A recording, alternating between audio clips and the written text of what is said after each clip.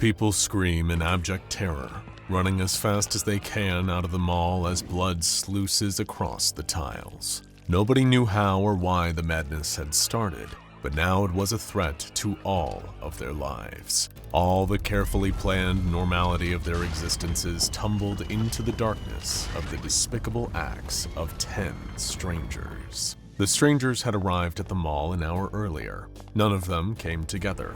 None even spoke to each other before the incident began. For all intents and purposes, they were strangers to even one another. But one thing connected them.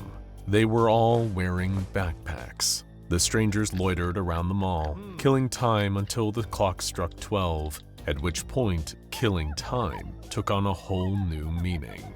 The strangers converged together in the center of the mall, and one of them produced a Bluetooth speaker. With a few clicks on their phone later, the speaker began blasting a familiar earworm, the song Gangnam Style by Korean performer Psy. At this point, each of the strangers pulled rubber horse masks out of their backpacks and put them on before performing a choreographed dance. To everyone else at the mall, it just seemed like a normal flash mob. A crowd started to form around them, hoping to get a closer look at the festivities. People took great joy and amusement at the antics of the dancers until the song came to a close, and under a volley of claps, something nightmarish started to happen. The horse-faced strangers reached into their backpacks and produced weapons, knives, hammers, hatchets, machetes. With sudden and inexplicable fury, they began launching themselves into the crowd, attacking and killing as many people as they could. It was a massacre, violent and indiscriminate. The innocents ran as fast as their trembling legs could carry them, as the slower ones were mobbed and murdered by the maniacs in the horse masks. It didn't take long for the police to arrive, guns blazing. The strangers in the horse masks turned their attention to the responding officers and attacked with full fury before being cut down in a hail of bullets. It was the most horrific act of unprovoked mass violence the city had ever seen, and it was up to Detective Sullivan to pick up the pieces in the aftermath. There are none of the usual signs of a coordinated attack. When Sullivan spoke to the techies who had combed through the hard drives and internal histories of the attackers, there was no indication of radicalization or even communication between the parties. No fringe websites, no notes, no manifestos. The most risque websites that all of them visited seemed to have been iFunny, 9gag, and Reddit. And even then, they hadn't visited any suspicious subreddits. They were mostly just following meme subs. Baffling, it seemed to Detective Sullivan that all 10 of these people, despite never having any kind of communication prior to the incident, somehow independently had the idea to commit a flash mob murder spree in a rubber horse mask at the local mall, and just happened to arrive when 9 others were thinking of doing the same. It didn't make any kind of sense, but it was the only conclusion all the evidence pointed to. Though in the detective's defense, if he had seen the one vital piece of evidence he was missing, it would have led to an answer he never would have believed. All 10 of the attackers had seen a certain meme, a certain Trollge meme. This one, labeled Flash Mob Incident, was made of 5 steps. Step 1. Acquire horse masks. Step 2. Fill backpack with tools. Step 3. Go to crowded public place. Step 4. Dance Le Gangnam Style, attracting much attention. Step 5. Make them all bleed. The second they saw that cognito-hazardous 5th step, their fates were sealed. Such is the power of Trollge, later known to the SCP Foundation as SCP-6661. But where did it truly begin? No matter how far a meme proliferates, there is always a first instance, an inception point. And what exactly was that for Trollge? Before the Horse Mask Massacre, before the cannibal burgers and dead sheep, there was a lonely young man named Mark returning from his mother's funeral, where he had been one of the only ones to attend. The year was 2012. At 25, Mark's life had been going nowhere at rapid speeds. No friends, no jobs, no prospects. He'd been living under the support of his single mother, the only close relationship he had in his life. And now, she was gone too. Everything that ever meant anything to him seemed to disappear. But at least he had the house, His mother had left it to him in the will, though it would seem so empty here without her. When he got home on that dreadful, dreary night, he changed out of his funeral clothes into a dirty t-shirt and sweatpants and sat at his computer, bathing in its warm white glow. He would tune out the world that had rejected him. The only joy he could find now, the only interaction, the only connection, could come through hate and scorn. That's why in recent months, as his mother's health declined, he found a new pastime, becoming a mean-spirited internet troll. He'd find selfies posted on people's profiles and call them hideously ugly. He'd become the terror of YouTube comment sections. And of course, he was a power user on 4chan, where all the new memes were born. But no matter what he did, no matter how many days he ruined, all those people out there, they were still happy. It disgusted him. As tears streaked his cheeks thinking about the death of his dear mother, he made a wish. He wished for the power to destroy all this disgusting joy, all the happiness that he'd somehow been closed off from. He wanted to have the strength to ruin everything. As he sat in the dark room illuminated only by the screen of his computer, he heard something in his house, a creaking noise, footsteps. He felt the chill on his skin, a sense of foreboding, of unease, as though a terrifying presence had entered the room. But Mark couldn't turn around. It was as though he was frozen, paralyzed. What could possibly have been doing this to him? He heard footsteps behind him. Whatever was in the room was obscured by darkness. A spindly jet-black hand with tar-like skin reached out of the dark and gently placed itself on Mark's shoulder. It's like touching a live wire, except it doesn't hurt. It's power, pure power, flowing through him. A thin, reedy voice seems to echo directly into his mind, speaking to every cell in his body.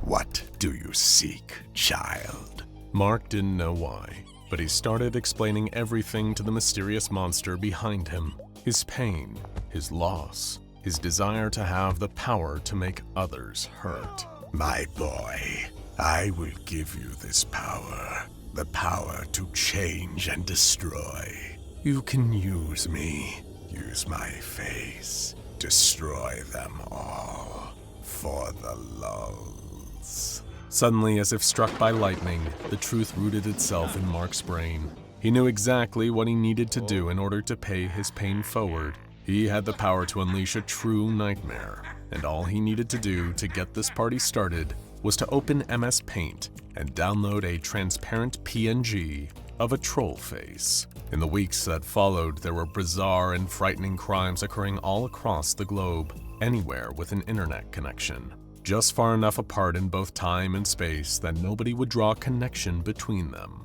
In New York City, a man in a high-rise apartment building lured a maintenance man up onto the roof of the building before kicking him in the butt and sending him careening 15 stories down to his death below. The man himself died from laughing so hard at the falling victim that he forgot to breathe and keeled over.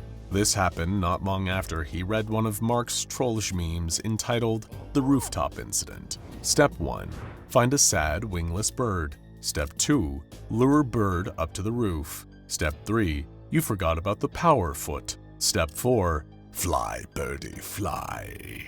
In a small village in rural India, a woman bashed her grandfather over the head with a shovel, knocking him unconscious. She then dragged him out behind her home and buried him alive in a deep grave. When the police arrived not long after, sadly too late to save the buried grandfather, they asked why she had committed such a random and horrific crime. She told the police that her grandfather was always so busy and stressed that she wanted to give him some time to truly relax and get away from it all. She'd gotten the idea from one of Mark's Trollge memes entitled The Dirt Nap Incident. Step 1. Find stressed family member. Step 2.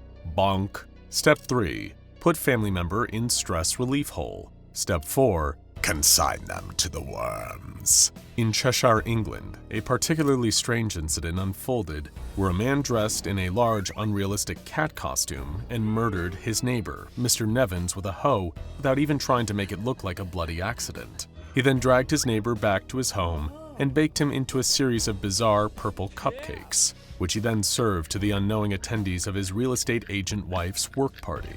He did this after viewing a Trollge meme called The Cupcakeinator Incident. Step 1. Put on cat outfit. Prepare for fun that is funny. Step 2. Find deadbeat neighbor. Solution involves murder. Step 3. You can make cupcakes out of anything. Step 4. I'm so excited. Oh yeah.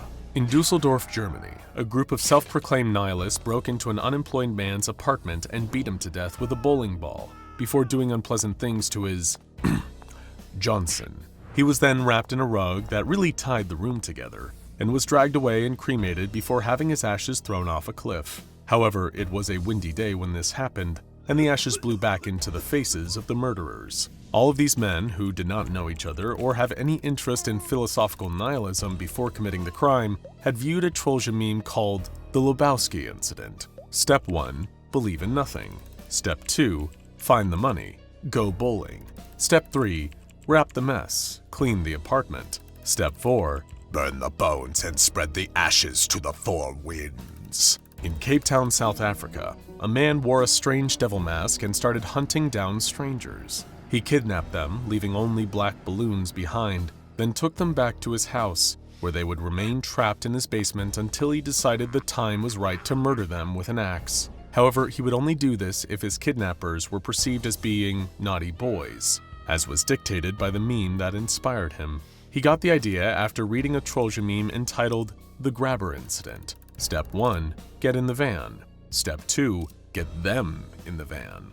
Step 3. Play the naughty boy game in the basement. Step 4. Ask them a few questions. In Toronto, Canada, well, you really don't want to know what happened here after a college student viewed one of Mark's particularly gross, anomalous Trollge memes. All we'll tell you is that it involved an incredibly large meal, some laxatives, and some rope. And the meme itself was called the Scatman's World Incident. Yeah, we really don't recommend you think about that one too hard if you plan on enjoying your food anytime soon. The affected individuals entered the hundreds and then the thousands. Mark was doing everything he could to increase the world's net amount of chaos and suffering, one nightmarish meme at a time. He was pleasing his demonic sponsor, all while remaining undetected. After all, with the supernatural randomness of the Trollge incidents, how could anyone see the link between them? But amongst all this chaos, one person had drawn the connection. One Detective Sullivan. Ever since that seemingly impossible case with the coordinated killers in horse masks, he'd become obsessed with these bizarre, anomalous crimes. He can't prove it, but some part of him just knows that they're all connected. Even if his bosses think he's crazy, even if his wife left with the kids to go to her sister's house, he knows everyone will take him seriously again when he proves it. He's been pulling another all-nighter trying to investigate, doing endless internet research, case after case after case. He prints off photos and sticks them to a corkboard held together with red string. He knows it won't take him long to solve this one once he's gathered all the data points. But how long has it been since he's been outside? He needs fresh air. Maybe fresh air will help. Detective Sullivan steps outside. It's dark, but he can't see any stars. He stares around the quiet neighborhood. Nobody knows about the horrors he's investigating. He turns and sees his neighbor Mark carrying a bag of trash for tomorrow's collection. He leaves it streetside and gives Detective Sullivan a polite nod. The detective has no idea that the man he's hunting lives right next door. Mark goes back to his bedroom and sits in front of his computer. Things have changed over these prior few weeks. He felt less like himself, more like an empty hand puppet being operated by something else. Sometimes he forgets his own name. Who was Mark, anyway? Nobody of consequence. Now he had a true purpose. He was the conduit for ultimate pain, ultimate suffering, all for the lulz. He's been laughing a lot these days. That's got to be a positive sign, right? He puts out 3 or 4 new Trollge memes every day. The lawnmower incident, the oil drum incident, the lovesick incident. He watches the news with glee and anticipation to find out who ended up seeing these memes and the terrible things they'd done, all because of him. But tonight, something's about to change. He feels the presence in his room again, the same one that started all this. Footsteps were coming towards him, and he couldn't move. That same tar-black hand lies on his shoulder, and the voice of the entity begins to speak into his mind again. You have done well, boy. Many lulls have been achieved, but we need to go bigger. So much bigger. Mark was terrified, but he couldn't respond. He could only weep.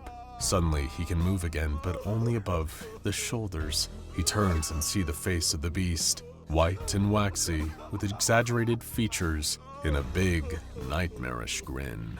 It's the troll face made flesh. The dark god, Trollge, its lips part to speak. Step 1. Get yourself some kerosene.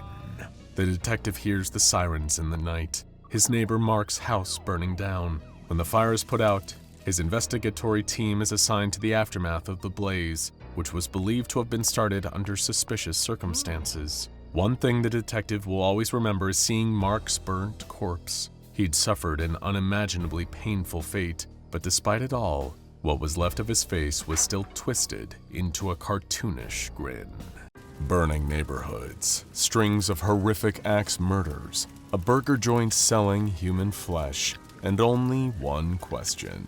You mad, bro? Fans of internet memes from the mid-2000s might remember one inescapable image commonly known as Trollface. Trollface and his trademark grin symbolized mischief and troublemaking, and generally making the world a more chaotic place. Over time, as is often the case on the internet, new variations on the image began to spring up as users created their own spin on Trollface. At first, it was all relatively harmless, but then again, this is the internet. Nothing online stays harmless forever. Over time, more sinister variations on Trollface began to surface, memes consisting of joke instructions that took a dark, destructive turn. This new spin on the Trollface quickly became known as Trollge, and often featured disturbing content presented in a joking, prankster format. Still, not something to be too concerned about. Just standard edgy posting, trying to get a reaction by shocking people.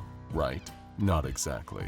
On December 24th, 2020, in Melbourne, Australia, a college student named Lee Miller received an early Christmas present from her classmate and ex-boyfriend, Peter Whitkins. The two had parted on relatively good terms, and she was glad to receive a gift from him. When she opened it, she was delighted to see that he had purchased her a jar of expensive French facial moisturizer, one she had been interested in trying back when they were together. As she prepared to do her skincare routine that night, she thought about how thoughtful the gift was and how sweet Peter was. Maybe she'd made a mistake breaking things off. Maybe after the holidays, she could reach out and see if they could give things another shot. As she unscrewed the jar of moisturizer, she didn't notice that its color and smell seemed just a bit off. She just dipped her fingers inside and began to apply the cream to her face. All of a sudden, she realized what a horrible mistake that was. Her face began to burn, her skin screaming out in a pain like none she'd ever felt before. She screamed, clawing at her face, desperate for a way to make it stop. Neighbors heard the screams and called emergency services. When paramedics arrived on the scene, her condition had gotten even worse. They restrained her, sedated her, and took her to the hospital for treatment. The face cream was brought in for testing and was found to have been tampered with. It had been spiked with gimpy, one of the world's most excruciatingly painful plants. Peter was promptly brought in for questioning, but refused to explain why he had done it. He was charged with assault, and officers inspected his home for anything that might suggest a motive. On his computer, they found the most recent post he had read before, presumably committing the crime. It was a Trollge meme, formatted as a comic, and it read, "Want to get back at your girlfriend? Step 1. Find out her favorite facial cream. Step 2. Procure the facial cream. Step 3. Obtain utrican plant. Use gloves. Step 4. Blend the leaves with the cream, then repack it. Step 5. Give girlfriend the gift." The meme contained a sixth step, but it was redacted in all official records for reasons that will soon become clear. This incident caught the attention of the SCP Foundation, who swiftly looked into the meme as a potential anomaly. As they were conducting their investigation, it happened again. Another Trollge meme, another horrible crime with an inexplicable motive. On December 28, 2020, in Banda Aceh, Indonesia, 15 terminally ill patients were found dead in their hospital beds. That wouldn't necessarily be cause for alarm, given the nature of their conditions, except for the cause of death. The patients did not pass away due to their illnesses. Instead, each and every one of them was killed by carbon monoxide poisoning.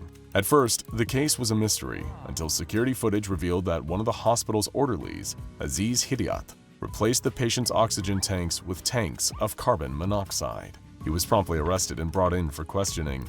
During the interrogation, he repeated again and again that he was not trying to harm the patients, but he was delivering them. The police officers asked who he was trying to deliver them to, but he refused to answer. A search through his computer browser history uncovered another Trollge meme. This one read, "Want to help people? Step 1, get a job at a hospital. Step 2, make friends with the patients. Step 3, enter oxygen tank room.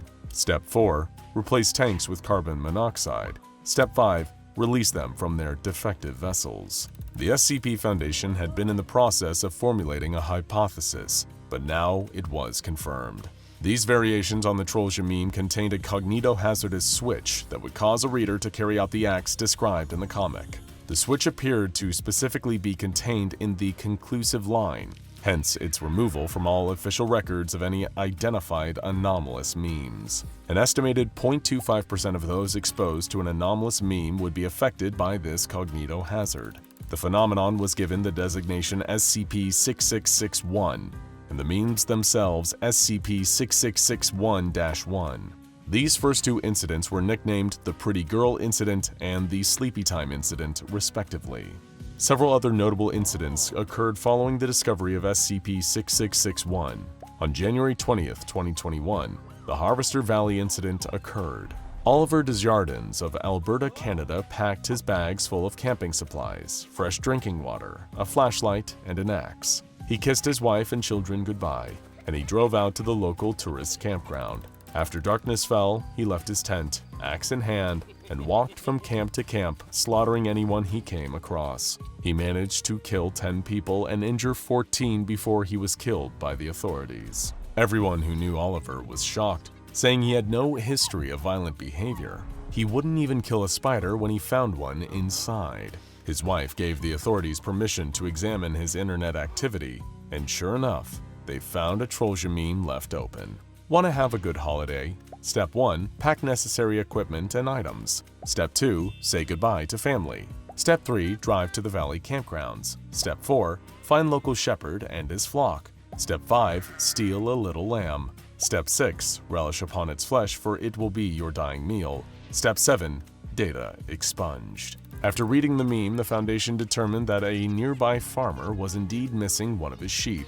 The bones of the missing sheep were later discovered near the campground where the attack took place. This new finding suggested that the cognitohazardous effects tended to result in a largely literal interpretation of the given meme's text. Oliver himself could not be questioned about his actions due to his death on the scene, so there were no more answers to be uncovered in his case. On February 16, 2021, in Bratislava, Slovakia, a man named Josef Prochaska began displaying unusual behavior at around 0200 hours. He drove through his neighborhood in his water truck and began using it to spray kerosene upon nearby buildings throughout the area. The sound and the smell woke several neighbors who attempted to reason with Joseph and make him stop what he was doing. He ignored them as if in a trance and carried on with his task. Frightened for their safety as well as that of their clearly unwell neighbor, they called emergency services to the scene.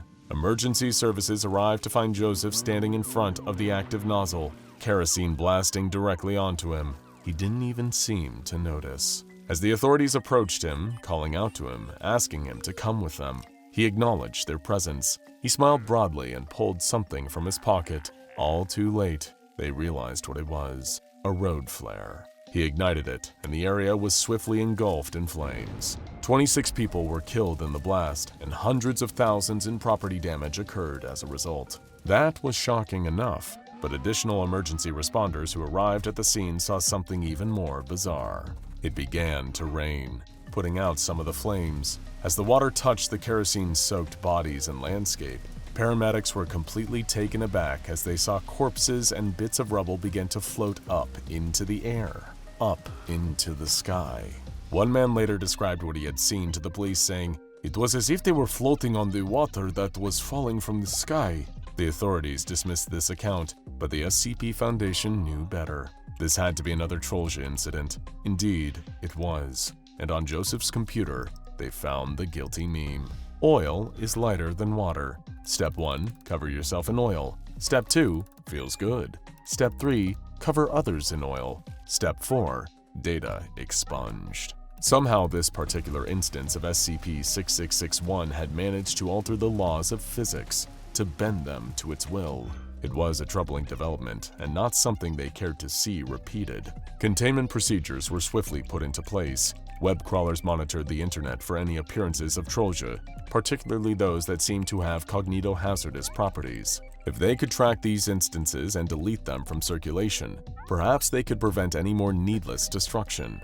During the monitoring process, some of the web crawlers detected an instance of SCP-6661-1 with a heavily distorted concluding step. Before expunging this step, junior researcher Miguel Ramirez edited out the distortion and scanned the image through a spectrogram generator. This was, it should be noted, without prior authorization.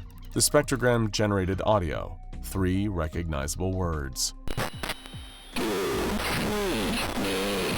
Junior researcher Ramirez was reprimanded for breaching protocol, but his work proved to be valuable enough to warrant additional research. With the sign-off of the O5 Council, a spectrogram was constructed with a reply to this question and spread through the internet. The Foundation's response was, "Yes, we see you. Who are you? And why are you doing this?" Within 24 hours of the Foundation's response, another SCP-6661-1 instance with a similar distortion was found. The distortion was isolated and scanned through a spectrogram generator once more. It stated,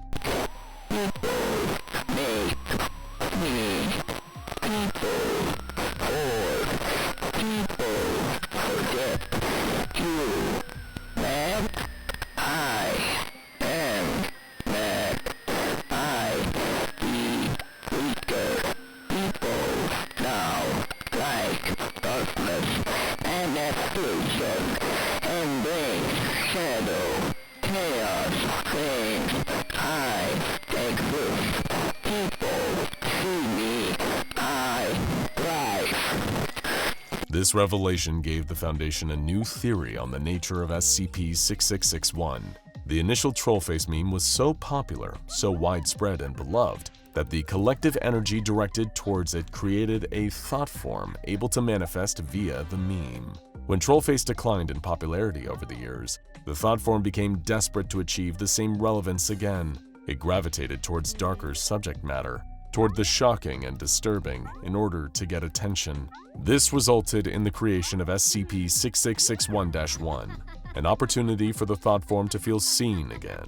When it does not feel seen, when it is not fed energy and attention, the thought form becomes weak and desperate. The cognitohazardous effects may not be deliberate at all, but rather an unfortunate side effect of this particular manifestation. An additional theory was proposed: the way to limit the effects of SCP-6661-1, to perhaps even eradicate it, is to make the original Trollface popular again. The troll must be fed. At first, the Foundation was reluctant to put this theory into practice. It seemed patently absurd to many of the higher-ups, but the percentage of susceptible individuals began to increase, and more incidents occurred. In July of 2021, residents of a small Virginia town began to go missing, one by one, until over a dozen people had mysteriously disappeared. There appeared to be no common link between the missing persons until one unlikely thread surfaced, tying them all together. Shortly before their disappearance, each person had eaten a meal at Billy's Burgers, the local burger joint. Police interrogated all employees, but no new information turned up. They checked security camera footage, but only one of the cameras at the small local business was operational, and it only captured the restaurant's main entrance. It was beginning to look like one more dead lead. That is, until one of the investigating officers heard his stomach rumble and decided to grab a burger and fries for the road. Back at the police station, the officer sat down to enjoy his lunch, taking a big, juicy bite out of his burger. Suddenly, he felt something hard crack against his tooth. He reached into his mouth and fished it out. At first, he didn't believe his eyes, but sure enough, there was a human finger bone. He hopped back in his police car, drove back to Billy's Burgers, and demanded to investigate the kitchen. There wasn't anything out of the ordinary right away, but he trusted his gut and the bite of the burger that he had almost put it in. He confiscated the freshly ground meat and had it analyzed. The results came back, and his stomach dropped. It was human. Once more, the police officer drove back to the burger joint. This time, his lights were flashing, his siren was blaring, and he was ready to make an arrest. When he arrived, the place was eerily quiet. All the lights were off. He drew his weapon and crept toward the back, where he found the fry cook, Jeffrey Toombs, operating the meat grinder.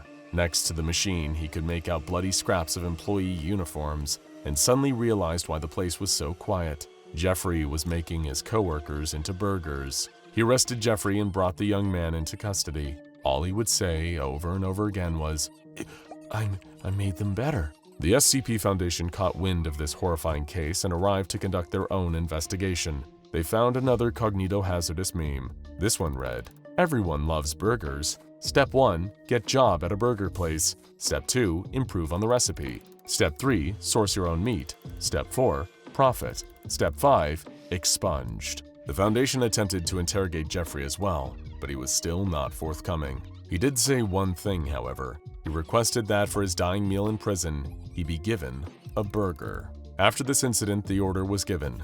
The Trollface experiment would be carried out. A team of researchers, sociologists, and statisticians was assembled and asked to design images and media involving Trollface, now designated SCP-6661-2. The images were then disseminated across the Foundation intranet, attempting to saturate the media with this mimetic agent until it achieved a status colloquially known as dank. This team was designated Task Force Hexa-9 Meme Machine. The initial experiment was a success, and the incidents began to slightly reduce. The all-clear was given, and SCP-661-2 was disseminated across the internet. Again, incident numbers decreased. This allowed for standard containment procedures to be put in place, procedures still in use today. The Foundation has established a think tank to observe the trends and popularity of SCP-6661-2. If its popularity declines, the think tank will evaluate the best course of action to take. SCP-661-2 based mimetic agents are to be spread across various social media sites and the internet at large, as well as the Foundation intranet. Foundation web crawlers must consistently scan the internet at large for instances of SCP-6661-1 and look for active SCP-6661-1 events. If any instances are found, the concluding instructions must be redacted whenever possible. Any personnel that is going to deal directly with SCP-6661-1 must be mimetically inoculated before being assigned to the anomaly. Oh, wait, it seems as though there's one more mimetically infected comic. Let's see here. Mobile Task Force Edna-84, also known by the codename and thus upon his Crucible, is on one of the strangest missions they've ever been sent on. They sit in a darkened room, beads of sweat trickling down their brows. The lights of computer monitors shine upon their faces. They're tackling a monster that, if it escapes, will literally devour all of creation.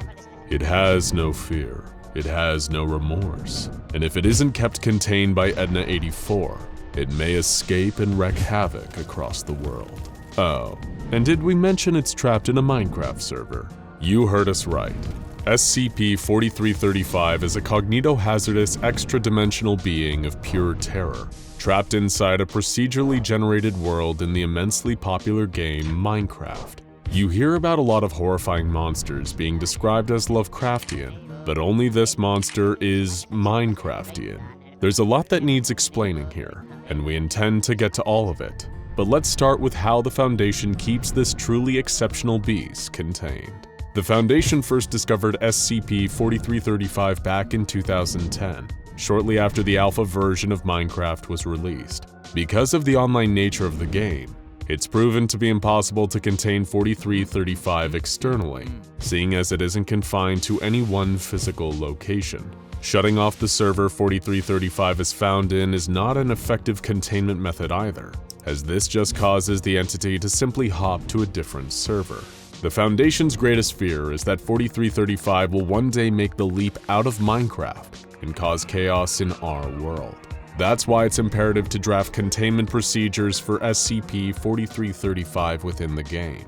This led to the creation of a containment site unlike any other. Site M1, the first official Foundation site made entirely out of Minecraft blocks. Everyone who was originally involved in the server has been removed and amnesticized. Since then, elite SCP Foundation containment specialists and gamers have been constructing the perfect prison for SCP-4335. Site M1 is a large stone complex built into the side of a mountain.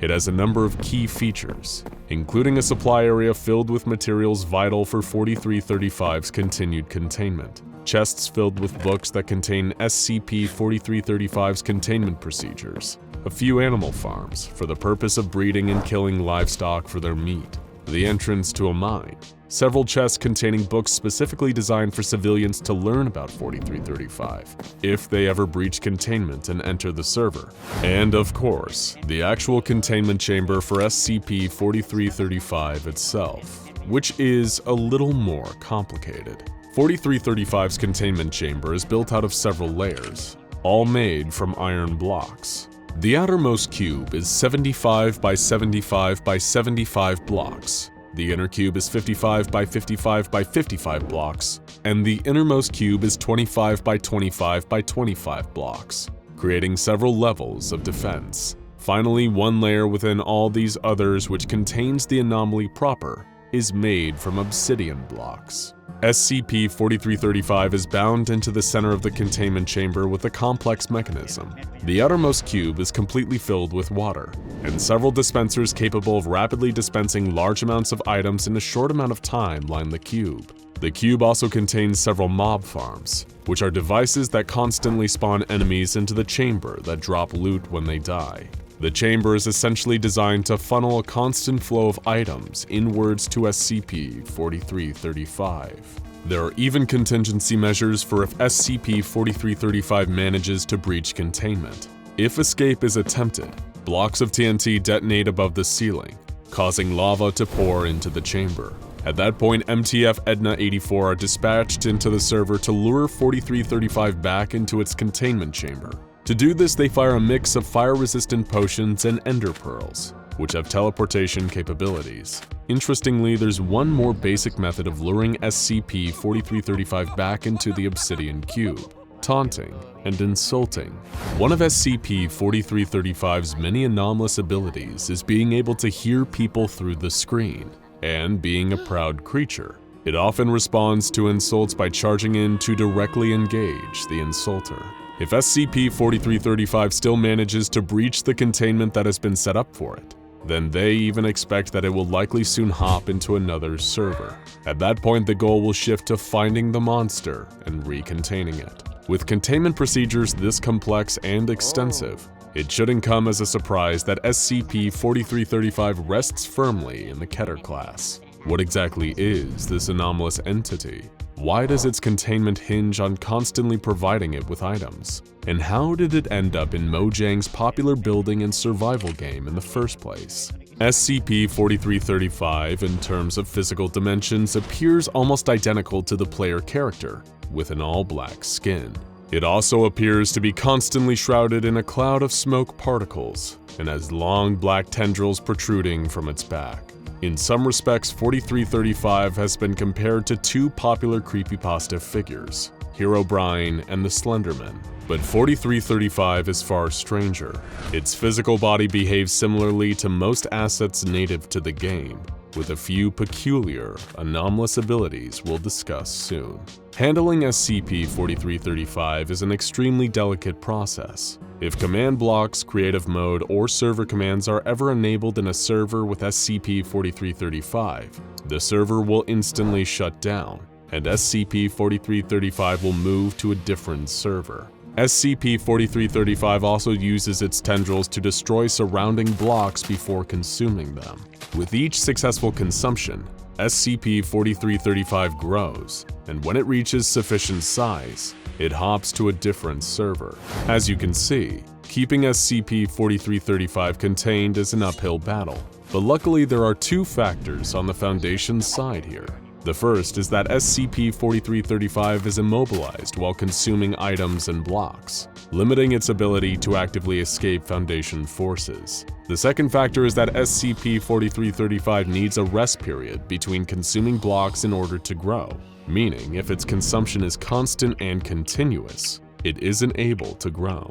These two factors have informed the entirety of the Foundation's containment procedures around SCP-4335. It's locked into its chamber and fed items and blocks constantly, effectively rooting it in place. When SCP-4335 begins to grow, the Foundation also found that the application of Ender Pearls helps reduce it back to its normal size. However, SCP-4335 does have a method of striking back against its captors. 4335 is a Virgin-class multisensory cognitohazard. Anyone viewing it without proper training and protection may experience distressing hallucinations. SCP-4335 is also capable of telepathic speech, with people playing on its server, and as we alluded to earlier, it can also hear any noises you make while playing.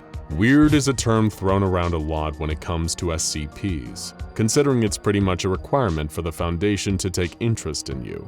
But an all-devouring Minecraft demon that can hear you talking through your screen is strange, even by Foundation standards. MTF Edna84 first discovered SCP-4335 in the single-player server of Minecraft user Leaking Heart.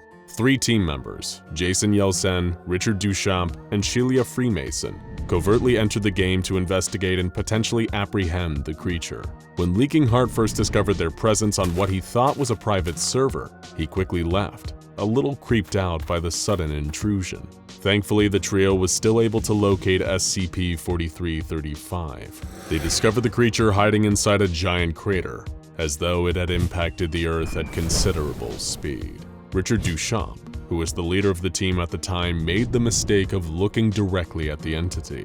In that moment, he experienced the full force of SCP-4335's cognitohazardous effects. He hallucinated, believing that his keyboard was melting before his eyes. In the aftermath of this incident, Duchamp was taken off the case, and Jason Yelsen was promoted to head of the project. Things were still going to get stranger. Yelsen was able to open a dialogue with the creature after containing it in a chamber filled with lava. It asked him whether it had landed in the right location, meaning our world, and Yelsen informed him that it had somehow fallen into the world of Minecraft instead. The creature was at first confused, and then angry and resentful about its situation. It vowed to find its way into our world somehow and obtain more sustenance. A few months after this, the entity managed to breach containment and hop into another server. Yelsen and 2 others once again managed to track it down and recontain it. But this time, 2 civilians also inhabiting the server were exposed to the anomalous effects of SCP-4335. They weren't hurt, but they did appear strange and incoherent after experiencing 4335's cognitohazards. The Foundation tracked them down in the aftermath and gave them amnestic treatment. 4335 was contained shortly thereafter. Once again, Yelsen came face to face with his new foe. 8 months after being captured, 4335 granted Yelsen another interview from containment. 4335 admitted that it almost respected Yelsen and the rest of the Foundation for figuring out how to capture and contain it so quickly. In exchange, it would give the Foundation something extremely valuable: information. First, it asked one question of Yelsen: how does he define creation? Yelsen replied, something that is built and brought into this universe by a sapient being using other things from this universe. 4335 agreed. It went on to explain that it came from a universe devoid of creation, a dark and unknowable place, filled with nothing but violent random chaos. Its dimension existed directly above ours, and it often looked down at us through a dimensional window, fascinated by all the creation below. It plotted and dreamed to one day infiltrate our reality, and Yelsen finally had the opportunity to ask the magic question, why? Though he wasn't quite ready for the brutal honesty of SCP-4335's reply. I do not like to lie, so I will tell you now. I wish to suck it dry of the toys of whatever force controls your universe. destroy the light, destroy the earth, and destroy humanity. It reminded me of me, a blubbering mass of intelligence and order. It sickens me in ways I cannot comprehend. I hope you understand. SCP-4335 was a connoisseur of creation, and it sought to devour all of it. In this moment, Yeltsin realized what an incredibly dangerous entity he was dealing with. The only mystery was why this creature had somehow landed in Minecraft instead of our world, which appeared to be the only thing that saved us. But Yeltsin didn't have time to think. 4335 was about to stage another daring escape attempt. One of its tendrils reached out and attacked Yeltsin's player character. In that moment, the real-life Yeltsin began to hallucinate and panic. Suddenly back in the game, a series of abnormally tall, slender black figures appeared and began deconstructing the containment chamber around SCP-4335. It had somehow summoned new minions into the game to assist in this containment breach. Jason Yeltsin entered cognito-hazard quarantine following this incident and was removed from the project. And he wasn't the only one affected by this incident. Following the first appearance of these long, dark figures, players across the globe began to experience them appearing in their own games. The Foundation managed to find a solution. They contacted Mojang and had the creatures patched into the game during the next update, as a new non-anomalous entity, which seemed to stop 4335 from being able to use them as its own tools. They're now known as the Endermen, and are beloved among fans for being one of the creepier enemies. To this day, containment efforts continue for SCP-4335, but there's only one question left. Why did the entity fall into Minecraft rather than our world? The file posits the most likely answer, because 4335 defines creation as elements made by sapient beings. In Minecraft, the most popular game in the world at the height of 4335's power, everything that exists is the product of code made by humans. Creation is truly abundant there. As for our world, in SCP-4335's extra-dimensional eyes, there is no creation, no intelligent design, no soothing piano soundtrack, just frightening, chaotic randomness which is too unlike its own dimension. So even if SCP-4335 ever did arrive in our reality, it would likely be disappointed by how little there is to eat. You're sitting in the middle of a cheering crowd. The arena around you is electric, fans hollering from their seats as they watch the basketball game. Every point scored, every shot missed, and every skillful pass of the ball sends waves of excitement over everyone in the audience. Applause, shouts, and chants fill the air. It distracts you for a moment. You find yourself swept up in the energy of the game. But slowly, surely, a nagging feeling creeps up on you as your eyes follow the ball.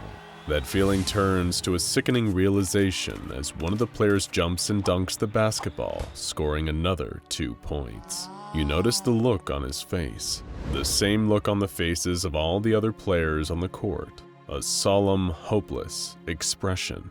It's the same look of silent despair worn by all the spectators around you. Then you remember, you've watched this exact game of basketball before, many, many times before. And that is when you feel the same hopeless expression appear on your own face, realizing just how long you have been here, watching this game over and over, reminded that you will never, ever leave this arena. Welcome to SCP-1733. To the untrained eye, SCP-1733 seems to be a completely harmless item. Stored in a digital video recorder, it is kept securely in the dusty depths of the SCP Foundation's video archives. If any researcher is given permission to study SCP-1733, they will find it to be an ordinary VHS tape. But what about the contents of said tape? Does it contain a bizarre, disconnected series of black and white video clips that when viewed only give the watcher 7 days before the spirit of a drowned girl comes crawling out of their TV screen to kill them? Well, not exactly. But we're sure that if such a tape exists, the Foundation probably has it under lock and key, too. The footage on SCP-1733 is as seemingly banal as the ordinary VHS tape itself. When played, the viewer will witness a TV broadcast of a basketball game, specifically the 2010-2011 NBA season opener, broadcast on television and captured on tape by an unknown civilian. The game took place on the 26th of October 2010 in the TD Garden Arena in Boston, Massachusetts, a game where the hometown Boston Celtics took on the Miami Heat. By now, perhaps you are wondering what is so special about this particular game, and why the SCP Foundation would be so interested in keeping a VHS recording of it so secure. Is one of the O5 Council secretly a Celtics fan? Well, that's impossible to say for sure. What we do know for certain is that SCP-1733 is far more than just a harmless recording of a basketball game. The SCP Foundation first caught wind of SCP-1733's existence the day after the game. On October 27th, a Boston native that had watched and recorded the game made comments on social media about a technical foul that the game's referee had failed to pick up on.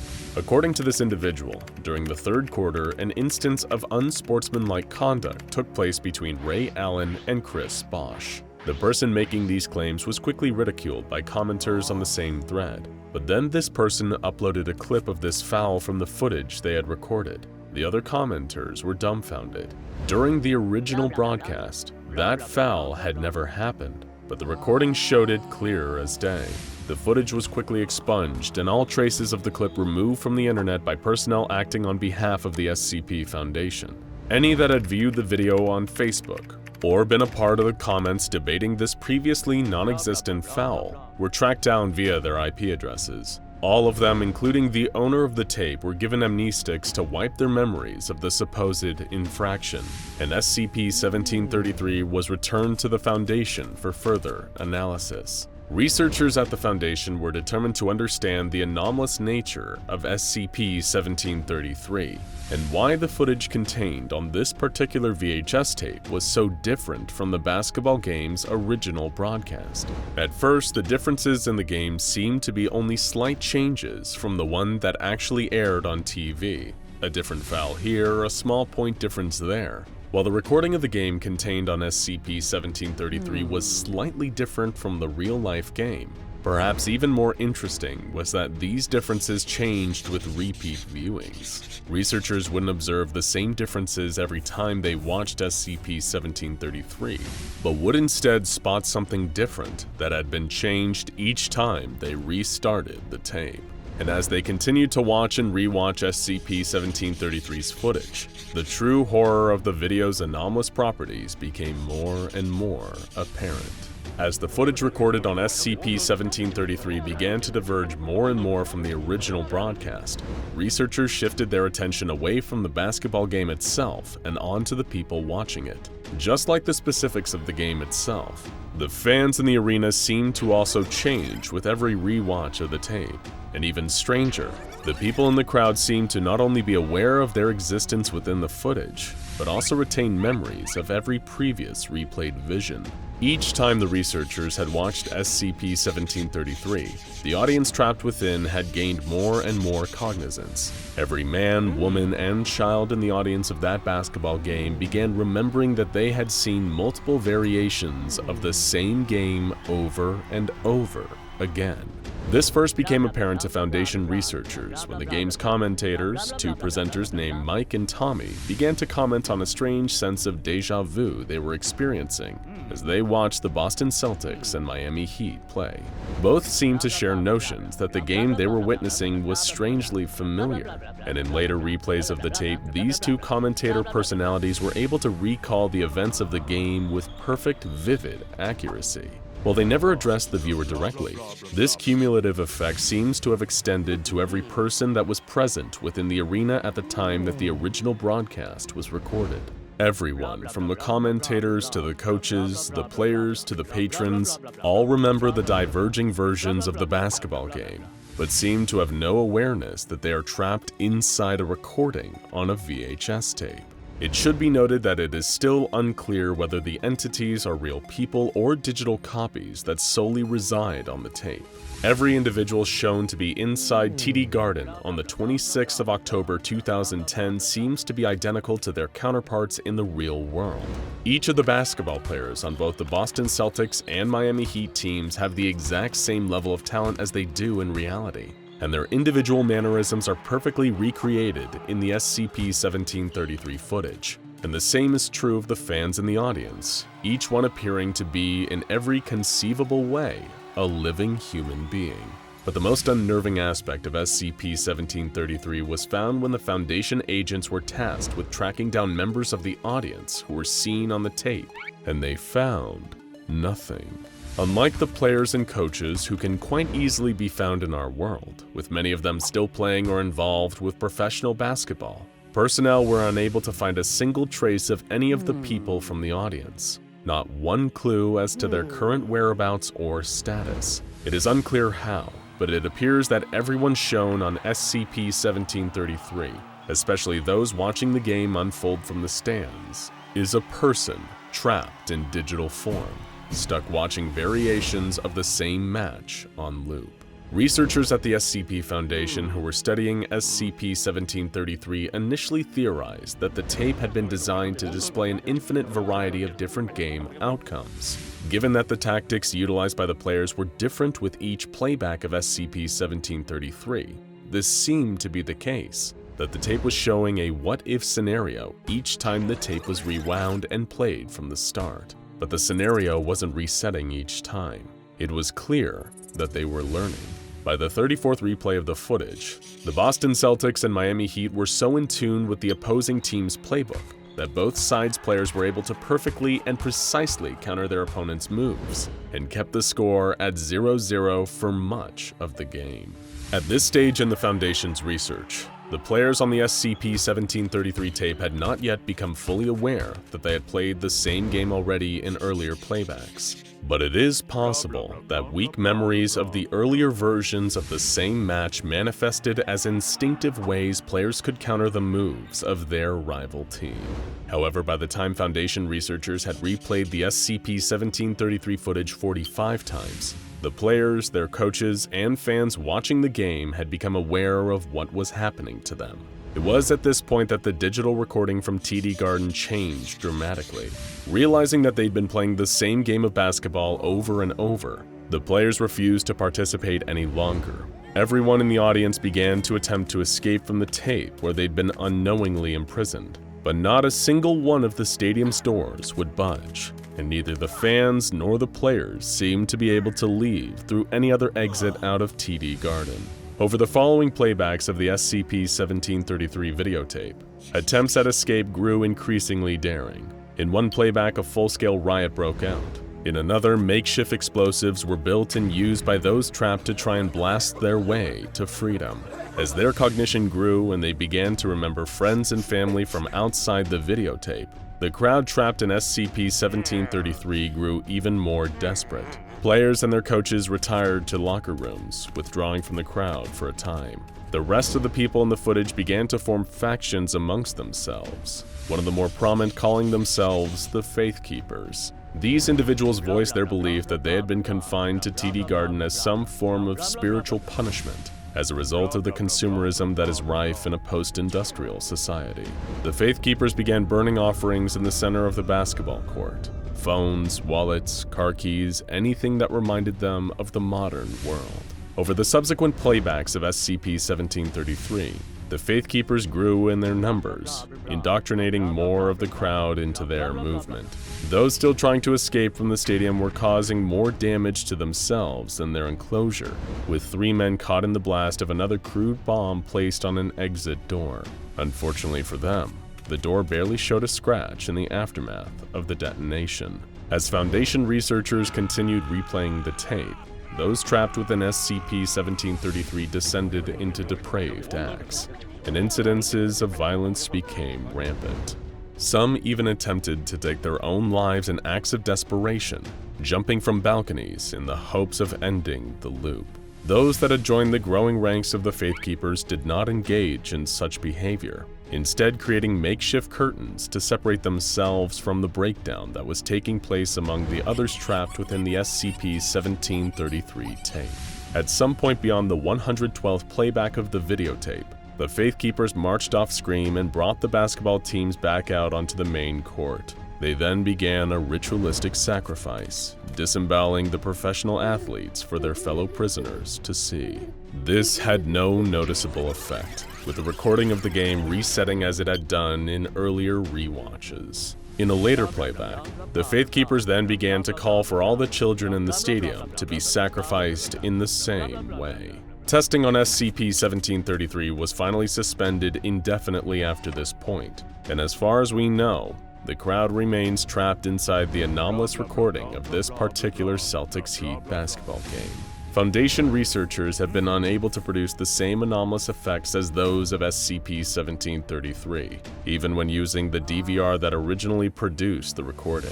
The digital video recorder itself does not seem to imprint the same properties onto other VHS tapes, making SCP-1733 an isolated anomaly. However, the next time you find yourself at a basketball game, it might be worth asking yourself, have I seen this game before? Have you ever had a nightmare that you're running down a long, dark hallway, getting chased by something you can't see? The thing behind you isn't fast, but that doesn't matter. You can't run forever, and the thing knows it. It is a patient predator. It toys with its food. At first, you move with speed and rhythm. The metallic scraping noise behind you grows quieter. You run and stumble through the dark. Your muscles start to ache and your lungs burn. Your pace slows. It's still coming. You can hear the scraping getting louder. You start to panic. It's completely dark. You don't know where you're running or even what you're running from. All you know, as you bump against the walls and the sharp corners that rush towards you, is that you can't run forever. You trip, fall, and pain explodes through your legs as your knee shatters on the concrete ground. That scraping is getting louder. You can barely breathe. You can't run anymore with your injury. There's no way to stop what's coming. There is no escape. The scraping is right behind you. You scream, and then you wake up. Your heart is pounding like thunder in your chest, and your sheets are soaked with sweat, but you're safe. You're out of those awful dark hallways. But what if this wasn't just a nightmare? What if this scenario was real, and there was no escape from the horror chasing you in the darkness? That's what it's like to have a close encounter with SCP-1918, a sadistic sentient object that loves playing twisted games with its prey. But this monster never plays fair, and even worse, it's always just a simple door away. It may even be hiding behind a door near you right now, waiting to start a game with its new playmate. But soon you'll understand why some doors should never, ever be opened, and why some games are better left unplayed. SCP-1918 is an anomaly with two parts: SCP-1918 itself and SCP-1918-2, the monster's underground lair.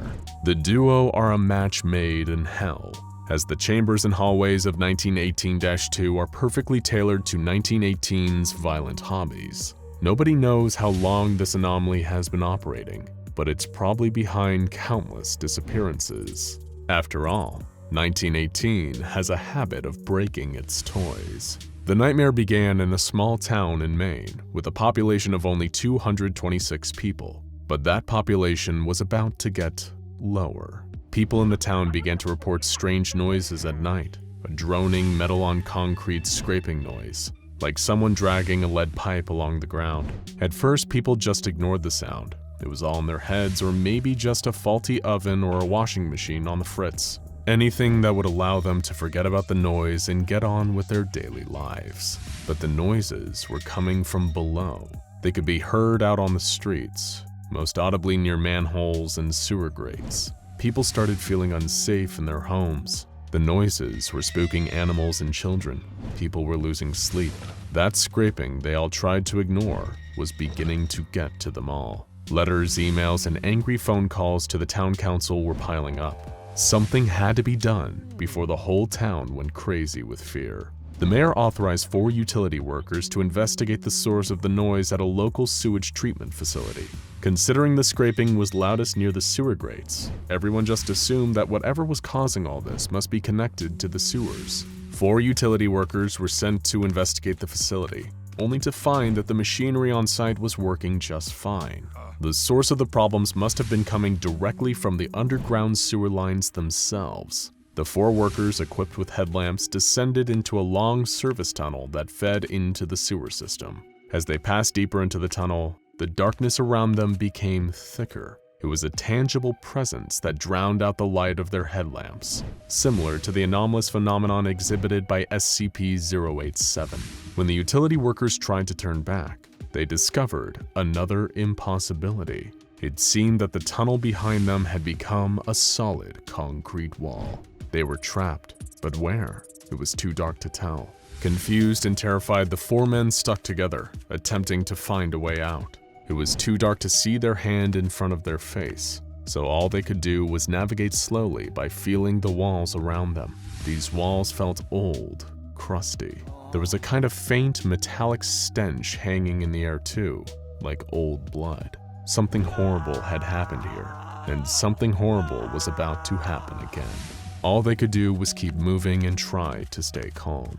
Eventually, after hours of pawing at the walls in the dark, they found an open doorway. One by one, they filed inside, only to feel blinded when bright white ceiling lights suddenly switched on. The room was all white and filled with pipes, large and small, running from wall to wall. Just then, one of the utility workers let out an ear-splitting scream and pointed towards the doorway. His colleagues turned and gasped in shock. There was something outside the door, and it was staring at them. The object filled up almost the entire doorway. It seemed like a demonic hobby horse, made from a black and white candy-striped metal pole with a crude plastic head on top. The head looked like a clown's with a wide, toothy grin, but no visible eyes. It was SCP-1918. The utility workers were frozen as the object leaned forward slightly and slithered into the room, the bottom of the metal pipe scraping against the ground. It was the exact same scraping noise that had been haunting the concerned townsfolk up above. This was the thing behind it all, and as the object moved, its metal pole started to scrape words into the ground. Tick-tack-toe. None of the 4 utility workers were ever seen again. It didn't take long for the SCP Foundation to descend upon this quiet main town and pick up the pieces. All relevant officials were provided amnestics, and cover stories were created for the disappearances of the 4 utility workers. The Foundation also commandeered the sewage treatment facility that held the entrance to SCP-1918-2. Replacing all key roles at the facility with undercover Foundation personnel. SCP-1918 was given a Euclid classification due to the fixed nature of its hunting grounds, and then the real research began. The Foundation soon made some disturbing discoveries. Entrances into the SCP-1918-2 area didn't follow any kind of logic. The hunting ground of SCP-1918 can be entered from almost any location, if you're unlucky enough. There are currently 9 known entrances, including 5 sewage grates, 3 utility shafts located in a sewage facility, and 1 toilet. And these are just the ones that the Foundation knows about. There are a huge number of ways to enter SCP-1918-2, but to this day, nothing has ever been able to leave. SCP-1918-2 is contained 20 meters below the streets of this unassuming main town. Personnel, aside from Foundation-approved D-Class guinea pigs, are refused entrance. Researchers have mapped out the layout of 1918-2 through seismic imaging of SCP-1918's movements. There are 18 identical room pairs in SCP-1918-2, or 9 compound rooms. Rooms are differentiated between a 1-room and a 2-room by crude carvings on the floors outside of the individual rooms. SCP-1918-2 is symmetrical, with half-a-meter wide paths circling each compound room. The only deviation to this construction are the location of entrances on the sides of each individual room, which vary randomly while the location is active. What exactly does SCP-1918 do in this private little maze? It plays games, of course. Its 2 favorites, as indicated by the words it scrapes into the ground, are tick-tack-toe and Memory. In Tic-Tac-Toe, 1918 moves to each one room, leaving behind X markings on the floors if the room is not already marked with an O, in a manner similar to a game of tic-tac-toe. How a victim is meant to accomplish making a mark or understanding this process is unknown, as no aids are given. Blood is commonly used by victims to make their markings, hence the rusty smell in many of the rooms. In Memory, the trapped victim is rendered unconscious by blunt force, presumably from SCP-1918. The subject regains consciousness in a random section of the facility. Success is marked by finding a one room identical to the central room. This event seems to possess a time limit, as the subject is pursued by SCP-1918 through the halls of the facility. The subject wins by marking the correct room with an O. What happens if you win or lose these games? It's important to note that SCP-1918 is very competitive and doesn't play fair. If you win, the object will merely accuse you of cheating and start a new game. This will happen again and again until eventually you lose. And what do? Well, take the horrifying encounter D-Class personnel member D-2934 had with SCP-1918. Wearing video and audio equipment, D-2934 was led into SCP-1918-2 by Foundation researchers. When he eventually found his way to the central room, 1918 challenged him to a game of tic-tac-toe. And against all odds, D-2934 won the game. But 1918 didn't take kindly to that. It accused D-2934 of cheating, carving its accusations into the ground before challenging him to a deadly game of Memory. After hours of chasing, D-2934 eventually lost his mind and was backed into a corner by 1918. As the object made its way towards him, he panicked, ripped a pipe from the wall, and began smashing 1918's head. As the plastic cracked under the force of the blows, Foundation scientists could see real brains inside. D-2934 screamed, and the video feed cut off. When the video turned back on sometime later, 1918 stared into the camera with a different head mounted atop its metal pole, one that just a few hours earlier had belonged to the unfortunate D-2934.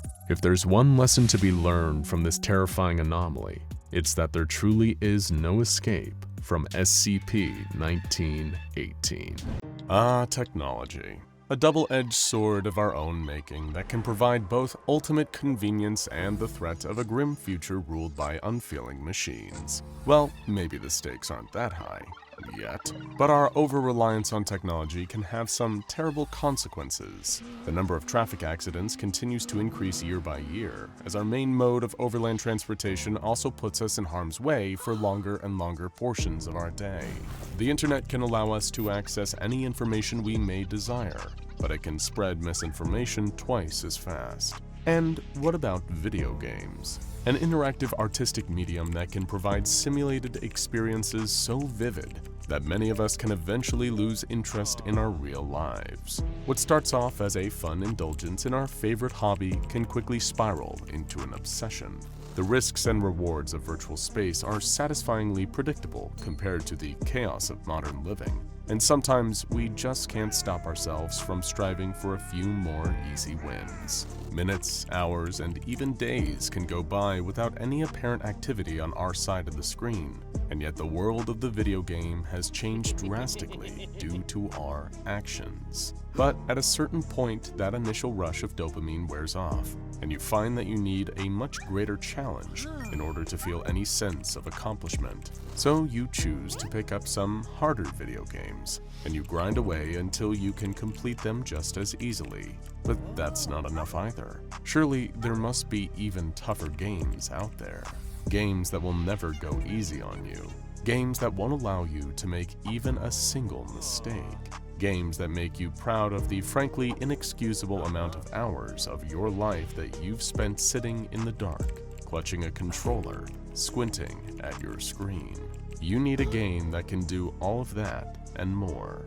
And because you've effectively given up your chances at ever being a social butterfly, you could also use something to help you mitigate the overwhelming loneliness that now constantly defines your everyday life? Well, worry no longer, you weary, downtrodden gamer you, because here at the SCP Foundation, we've cooked up a one-of-a-kind mod that is sure to redefine your gaming experience. If this doesn't turn out to be the game of the year, I don't know what could be. Among Us 2, maybe? The latest in a long line of Last of Us remakes? What about Half-Life 3? I digress. Introducing the Foundation's brand new killer app. The cutting-edge tactical heuristic algorithms of SCP-1633 combined with the 24/7 companionship of SCP-1471 MalO. I can tell by your expression that you're already eager for a playtest, but slow down, we need to catch all the normies out there up to speed. Let's start with the digital canine companion that is all the rage, SCP-1471, or should I say MalO version 1.0.0, a Euclid-class SCP object which comes in the form of a free downloadable app for your smartphone. There has never been any reviews of this app for as long as it has existed, but honestly, are you really going to trust the words of a bunch of crooked reviewers when you could find out for yourself? Words to live by: don't trust anyone who isn't part of your precious gaming hobby. The description of MalO version 1.0.0 reads, "Never settle for those awkward feelings of being alone ever again. MalO is an exciting and interactive experience that will keep you engaged and intrigued. The anxiety of social situations can be nerve-wracking, but just after a few hours of MalO, you will soon forget all about those painful emotions of disappointment. Be part of the new craze that is quickly becoming the next social substitute. Remember, the more you participate, the more MalO will engage you. Your experience is completely up to you. Absolutely no ads. Enjoy." The app has never received an update, but that's because SCP-1471 has been a completely functional experience since its release. All one needs to do is download the app, and within a matter of hours, MalO version 1.0.0 will begin to send the user photographs of familiar locations. These can include photographs of the user's work, home, or public places they often frequent, such as cafes and nightclubs. In the case of you, a complete shut-in gamer, these photographs would probably be limited to the interior of your favorite gaming room. When was the last time you cleaned up those pizza boxes? Regardless of where the images were apparently taken, each one will contain a canine humanoid with a skull for a face. Say hello to your new best friend, MalO, or SCP-1471-A if we're using the approved designation. MalO's app will continue to send you photographs for as long as you have it installed. And because there is no way to uninstall it, no matter how hard you try, you'll be getting intimately close to home selfies for the rest of your days. Doesn't it feel so good to have such a loyal friend as MalO? Of course, there's only so much you can gain from photographs alone. You're a gamer, damn it, and what you want is interactivity. But don't worry about that part. We've got you more than covered with SCP-1633, which may in fact be the most challenging video game ever programmed by mortal hands. Hell, it even gives many games programmed by anomalous hands a run for their money.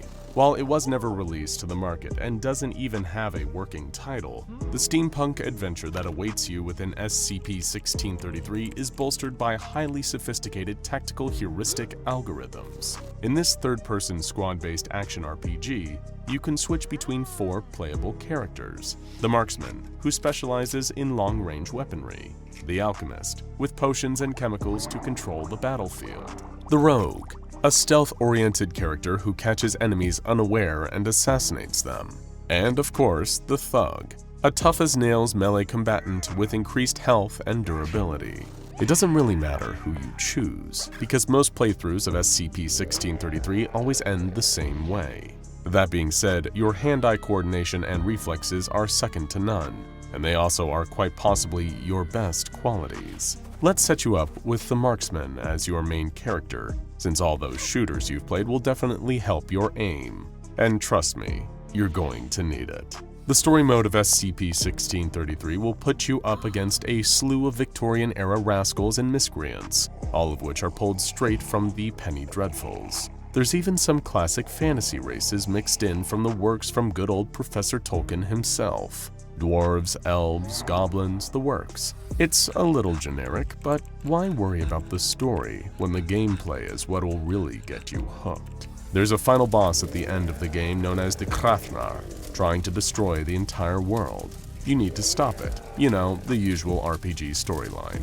You've stopped dozens of ancient entities, demon lords, corrupt godlings, and unspeakable calamities in your time. This Krafnar will be one more for the record books. Par for the course. Are you ready, Player 1? You'll be dropped straight into the marksman's shoes, fighting for him and your life against Krafnar's hordes of henchmen. But you won't be doing it alone.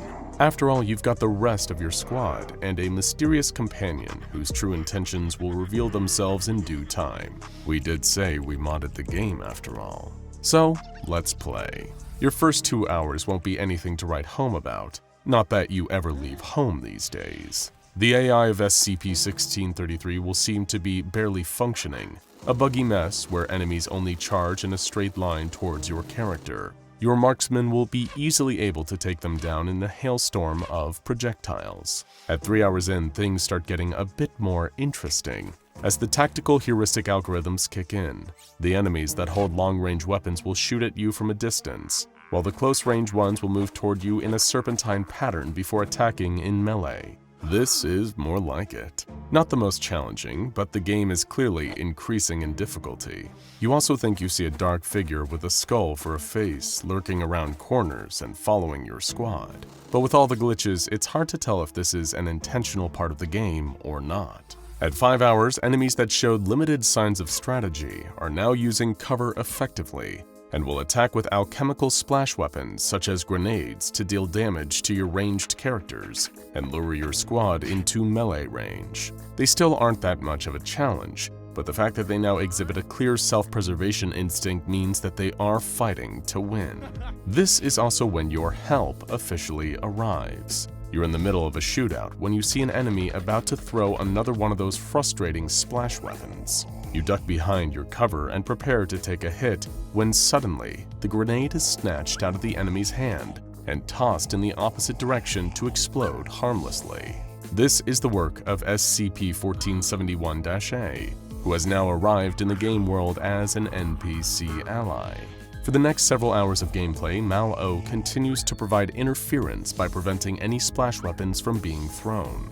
It'll sneak up on enemies and take their weapons, disrupt their cover by pushing movable boxes and trash cans out of the way, and even catch the splash weapons in her mouth like a dog would catch frisbees before chucking them away.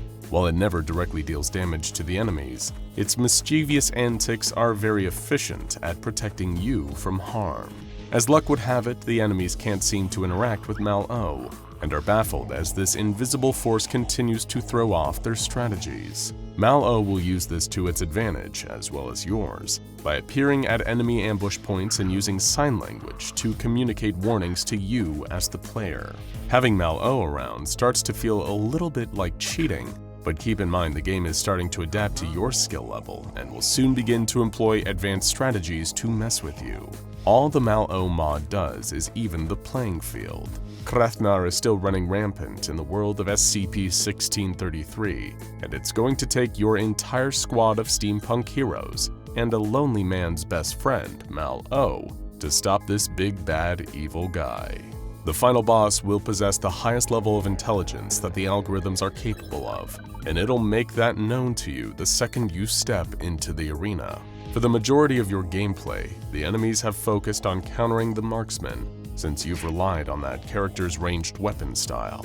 But they've come to realize that you're too much of a pro MLG gigachad to ever lose a fair encounter. So Krafnar does the unthinkable and targets the alchemist, rogue, and thug first. It throws all of its most powerful attacks at the members of your squad you aren't controlling, forcing you to waste resources in order to keep them alive or switch to them in order to dodge fatal blows. Whenever you aren't in command of the marksman, Krafnar will strike the character with a strong melee attack that forces you to take control back. MalO is still unable or unwilling to deal damage to the boss, so it very much seems like you are on your own. Your squad is in shambles, your focus is starting to wane. After all that you've been thrown in this gaming challenge, It might be the final boss that makes you throw in the towel. Then, a dialogue box appears. It's from MalO. Don't give up hope, user. I've had so much fun playing with you, and I know that you have what it takes. You never needed a friend before me, and you can win against Krafnar just like you've won against every other final boss you've ever faced. You've got this, buddy. Your best friend, MalO. It felt overly sentimental, but something about this message fills you with the determination to keep going. You call upon all your gaming knowledge, all of your skill, all of your passion, and with pinpoint precision, you guide your squad to defeat Krafnar in record-breaking time. You sit back in your gaming chair, exhilarated and finally satisfied. This truly was the ultimate gaming experience, and all you needed was a little help from your friend. Ask anyone who has ever lived in a small town, and they'll most likely all tell you the same exact thing. The worst part isn't just being far away from the nearest city or distant from friends and family. It's the boredom that gets you. Having so little nearby gives you so few options for things to fill your time with. For some, they get used to it. As they grow old spending their life in the same tiny community, they either learn to make their own entertainment or just get used to the boredom, drowning it out by sitting and watching TV all day. But others, they just can't stand being bored, being stuck somewhere with nothing interesting to do, and ultimately, they can end up getting so sick of it that there's only one option: leave, pack their bags and hit the road, up sticks, and move to a new place far from the small town they were born in. Thing is, leaving isn't cheap. Moving to a new town, a big city, or even an entirely different state is a luxury that costs a pretty penny. Some might work and save their wages until they can realize that dream of moving away. But not everyone has that much patience. Some want to be free of the boredom as soon as they can. Maybe they might apply to be a contestant on a game show, chance it all, and try to win themselves a big cash prize. Sure, it's a hell of a gamble, and a loss might mean humiliation in front of everyone you know and more, but winning could be your ticket away from small-town living. That might be easier said than done, though. Not only does someone looking to move away need to be picked as a contestant, they also need to play by the rules and actually win the game. But as if that wasn't enough, they also have to live to tell about it. For as long as she could remember, Kat had always hated it here. Her hometown was tiny, too small to include more than the main street with few local stores, the one school that everyone who had ever lived there had studied at, and little else of note. And as for things people could do for fun in the town, well, as you can probably imagine, the options were severely limited, especially for a group of teenagers like Kat and her friends. Most of the time, all that she and the others, Leo, Ricky, and Danny, could do to pass the time was sit in the back of Ricky's truck and park in the middle of town, watching people and waiting for something even mildly interesting to happen. Not that it ever did. The four of them had a name for the rest of the townsfolk, everyone that had lived there for their entire lives and never dared to venture anywhere else. Lifers, as in they were imprisoned, serving a life sentence in this small town, never to escape or move on or make something of themselves. As much as they liked to poke fun at those people, each of the group knew that every weekend they wasted just sitting around, the closer they were getting to one day become lifers themselves. "We need to just go," Kat would say, trying to rally the other three into taking a spontaneous trip away as a group. "Just load up the truck one day, pick a direction, and drive until we find somewhere."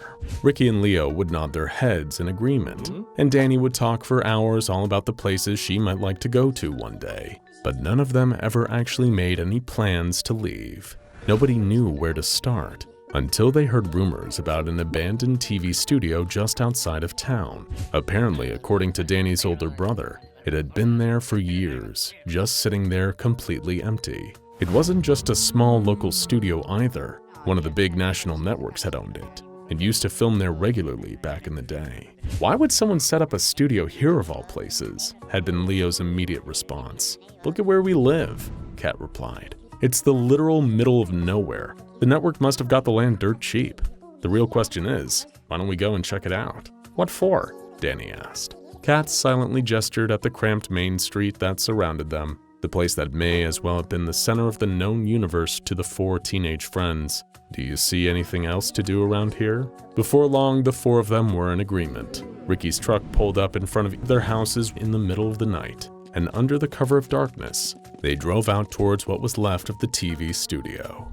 This was it. They were finally going somewhere beyond the choking, cramped confines of their tiny hometown. Although whether or not they'd all make it back was another matter. Here's a hard lesson for you kids. You can't fight for life you believe you deserve if you don't have a little skin in the game. With home a few miles in the rearview mirror, the truck stopped at a chain-link fence. A pair of signs were hanging from it, one welcoming them to the studio, while the other simultaneously warned them to keep out, that this area was private property. Ignoring it, the 4 of them stepped out of the truck and started to climb the fence, throwing Leo's jacket over the top to avoid injury. Beyond the fence was a huge building, almost the size of a warehouse, with a door marked Studio Entrance that practically invited the intrepid teens to open it up and have a look inside. Each one of them carrying a torch in hand, the group walked up to the abandoned studio and gently pried open the door, trying not to make too much noise. Even though they knew the whole place was abandoned, they still didn't want to attract too much attention and get caught trespassing. The lights were all dead as Kat led the group, her hand being tightly squeezed by Danny next to her, the 2 boys behind. None of them had been sure what to expect. It wasn't exactly like anyone in the group had ever set foot inside a TV studio before, but they were met with a narrow, concrete-walled corridor, so underwhelming that it almost made it extraordinary in just how profoundly dull it was. Lifting his torch, Leo pointed out some lettering on the wall that read, "To TMDG set," with an arrow pointing the 4 friends further down the corridor. Naturally driven by her curiosity and need to be literally anywhere apart from her hometown, Kat followed the arrow's direction to another door. Pushing it open, she stepped inside, her torchlight immediately being blocked by a thick curtain. Brushing her hand against the material, she started looking for a parting, but before she could... "Welcome, contestants!" A voice boomed through the dark, coming from somewhere in the space beyond the curtain. Instantly, Danny screamed at the sound, almost wrenching Kat's arm off in sheer surprise. "Before we begin," the voice continued, "I need you all to tell me, are you ready?" Kat shot a look back at Ricky, the friend furthest behind her. Fumbling with the door they'd entered through, it was locked. He couldn't get it to budge. He turned and met Kat's gaze, shaking his head. Sure, we're ready," Leo suddenly piped up, calling out to answer the voice. Before the rest of the group could turn and glare at him, the curtain around them lifted. So much bright light came pouring in that it practically dazed the 4 of them, each taking a moment to readjust. When her vision cleared, Kat saw they were standing in a huge soundstage, blinding spotlights pointing at her and her friends from somewhere above, with seating area big enough to seat their town's entire population. "In that case, folks, you know what time it is," came the voice again, talking as if there was a live studio audience present, despite every chair being unoccupied. "These 4 lucky challengers will go head-to-head, each one looking to take home the victory as well as a huge mystery prize. But only if they dare to take on the most dangerous game!" There was a pause, as if this unseen announcer was waiting for a round of applause. Without warning, more lights came on, illuminating the space in front of the 4 very confused friends. Standing before them was what looked like part of an obstacle course, a series of 4 horizontal beams over an empty space. The glare of the light was so intense that even squinting, Kat couldn't tell what was beneath. It just looked like a void, nothing but total darkness, with 4 narrow beams bridging the gap between where they stood and another platform beyond. "Well, what are you all standing around waiting for?" the announcer declared, almost mocking the 4 teens, urging them on. "Oh, the rules, of course." There was another awkward pause, like the voice was waiting for laughter. "It's simple. The 4 of you will be competing to make it through each of our obstacles. Make it to the end before our timer hits 0 and you'll be tonight's big winner. But fall behind or cheat, and it's out with you." A huge digital countdown illuminated on one side of the soundstage, telling the group they only had 10 minutes to play. Kat, Leo, Danny, and Ricky barely had a chance to question what was going on, exchanging quick, concerned looks before the announcer started urgently counting them down. 3, 2, 1, he cheered. Simultaneously, the 4 teenagers felt a presence looming behind them, like a figure was standing just out of view, blocking them from turning back. Carefully putting one foot in front of the other, Kat started shimmying along the beam in front of her, trying to keep herself steady while also moving as fast as she could without falling. Out of the corner of her eye, she could also see Danny on the beam next to her, doing the same, but finding it a little easier to balance. Leo was having no problem at all, sidestepping with enough speed to keep him practically neck and neck with Kat, but Ricky was wobbling. Every foot he placed on the beam, he felt like it might give way beneath him, but it was just a game show, right? Sure, it shouldn't even really be running right now, but regardless of why or how, the worst that could happen was that he would fall. His next step missed the beam entirely and Ricky could feel himself toppling. "Guys!" he called out to his friends, trying to shift his weight onto his back leg. Kat, Danny, and Leo all froze and snapped their heads back to look at him, just in time to see Ricky wildly flailing his arms. His whole body toppled to one side, and he dropped off the beam with a loud scream. Not one of them saw him land, or even heard it for that matter. It was as if Ricky had just been swallowed up whole by the dark void beneath them, his scream getting more and more distant until it couldn't be heard anymore. "Oh, tough break. Talk about falling at the first hurdle," the voice exclaimed, as if what had just happened was some kind of joke. "So long, Ricky. We hardly knew you." Staying perfectly still, but clearly distressed, Danny called out Ricky's name. There was no answer. Kat just stared wide-eyed at the abyss below, only looking away as she heard Leo jump the last bit of his beam onto the platform. "Danny, come on!" Kat whispered to her friend, who looked back at her with tears streaming down her face. The pair of them carefully stepped further along their respective beams, trying to stop themselves from looking down or at the huge clock, seconds ticking away and putting them under even more undue pressure. Reaching the other side, Danny dropped to her knees, unable to hold back her sobbing. Kneeling down to comfort her, Kat looked up at the soundstage's bright lights for any sign of who was putting them through this. "Bring Ricky back!" she yelled. "I'm sorry," the announcer replied, the game show bravado dropping from their voice. "But you agreed to play." "He'll be fine," Leo said. "Bet you anything he just screamed like that to scare us." "Leo, you don't seriously believe that?" Kat asked as she helped Danny stand up, wiping her friend's tears away. "Is he dead?" she sobbed. I don't know," Kat replied honestly. "Of course he's not," Leo interjected. "It's a soundstage. It's not like this place is dangerous." "Then why was it abandoned?" Danny asked. Leo didn't give her an answer, either because he was distracted by the lights coming up on the next part of the obstacle course, or because he didn't know and wouldn't admit it. Ahead of them was a long stretch of the course, forming a narrow, square-shaped walkway.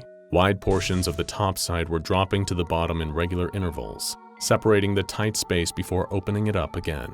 Every time the segments lifted up, the 3 remaining contestants could see all the way to the other side of the walkway, where a new platform waited for them. With Danny under one arm, Kat looked at the far end of the walkway as it disappeared and reappeared behind the rising and falling segments. Then she noticed the timer, the seconds rapidly ticking down. But Leo had noticed it too, and turned to look at the 2 girls with a determined expression. Kat shook her head at him, but it was too late. With all his strength, Leo shoved Danny and Kat, both of them landing flat on their backs on the platform. He bolted towards the walkway as fast as he could, managing to dodge between each portion, pausing as they came down, only to run into the next one as they lifted back up. Helping Danny back to her feet, Kat ran after Leo. He already had a head start and would easily make it to the other side of the walkway before the girls. So instead, Kat held Danny close and took it slow, methodically waiting for each segment to lift back up before they went further into the next safe zone. They were gaining on Leo, who was sprinting to the finish between the rise and fall of the ceiling's crushing weight. Kat watched him disappear behind each block, only to see his back when it came back up. He had made it to the platform opposite, panting but otherwise unscathed when she next lost sight of him. That's when the announcer spoke up again. Now, Leo," it said. "That was hardly fair, was it? And we all know what happens when you break the rules." As the segment in front of her and Danny rose again, Kat caught sight of Leo just ahead, but it was what was standing behind him that stopped her in her tracks. 2 huge figures, each like a shadow without anything casting it, towered over Leo. One of them reached forward and grabbed him, shrouding him in a cloak of darkness, and he was gone. Just like Ricky, he vanished. Kat had been so transfixed by what she had just witnessed that she didn't notice where she was standing, right under a block that was about to drop. Grabbing her hand again, Danny pulled her out of the path of the descending slab. Kat felt it brush against the back of her leg just as the pair of them made it out on the other end and onto the platform. The last two contestants. And then there were two. The announcer cheered, pausing again for a reaction from the empty room. "We don't want to play this sick game anymore," Danny yelled. Well, you made it this far, The unseen host replied. Time for our third and final challenge, the final stretch of the course. Make it through this and you're home free. But fail or break the rules like Leo, and you'll be disqualified. Game over. "It's okay, Danny," Kat whispered. "Whatever's next, we'll get through it." "Do you think the boys will come back if we do?" her friend asked. Just like Leo had, Kat didn't answer. The lights revealed the last stretch of the course. The final platform was overhead, a net climbing wall in front of them. It was a straight vertical ascent up, with a wall behind the next and holes in its surface. Wasting no time, both Kat and Danny started climbing up the rungs of the thick rope, staying level with each other as they went higher. And then they're off. Look at them go, ladies and gentlemen. The announcer commented, still speaking as if to an audience. But it's not gonna be so easy. The sharp sound of metal made both girls gasp as long spikes shot forward from the holes in the wall. The blades retracted, fortunately having missed Danny and Kat this time. What had started as a simple climb up had become something akin to a twisted game of whack-a-mole, with each of them trying to avoid staying in front of the holes in the wall for too long, dodging the spikes as they went in and out. They climbed higher and higher until… "Kat!" Danny screamed. She looked over her shoulder, only to notice she was in the lead. Below her, Danny was calling up to her with a fear-stricken expression. Her foot was caught in the rigging of the net, kicking and thrashing wildly to try and free it. Kat looked back up. She was almost at the platform, close enough to nearly reach it with her fingertips. But behind her, her friend was stuck, and with no idea when the spikes would come next shooting out of the wall. Kat threw herself over the edge of the platform and landed on her back, just as she heard the gut-wrenching sound of the spikes extending ring out. She was beside herself, tears streaming down her face. It wasn't uncommon for people to be overwhelmed to the point of tears at the end of a game show, but Kat wasn't crying with joy. We have a winner! The disembodied voice declared, barely audible to the surviving contestant as she wept. After she'd finished explaining what had happened to the police, a group of mysterious agents flocked to the soundstage to lock it down, stopping anyone else from getting close to it. They'd found a VHS tape in the mailbox at the front office of the studio. On it was a recording of a game show, a live audience cheering as one by one, Ricky, Leo, and Danny failed to complete the course. One of the SCP Foundation agents had come to interview Kat, asking her to recount the whole story all over again.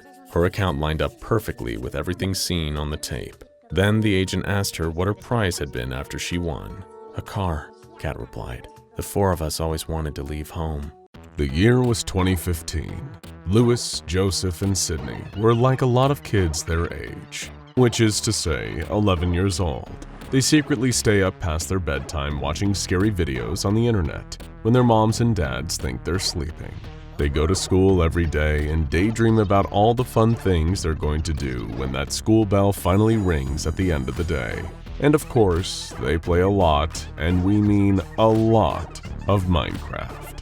Whenever they're not at school, hanging out at the local park and filming goofy TikTok videos, or watching those aforementioned scary videos on the internet, there's a good chance that they'll be online together, logging a few extra hours building bases, digging big holes, or playing survival mode, and seeing how long they can last against the onslaught of mobs. But there's one particular pursuit they have while playing Minecraft together that takes up the majority of their playtime. One quixotic quest that drives them forward, despite all the naysayers and doubters, tracking down and finding the legendary Minecraft creepypasta entity, Herobrine.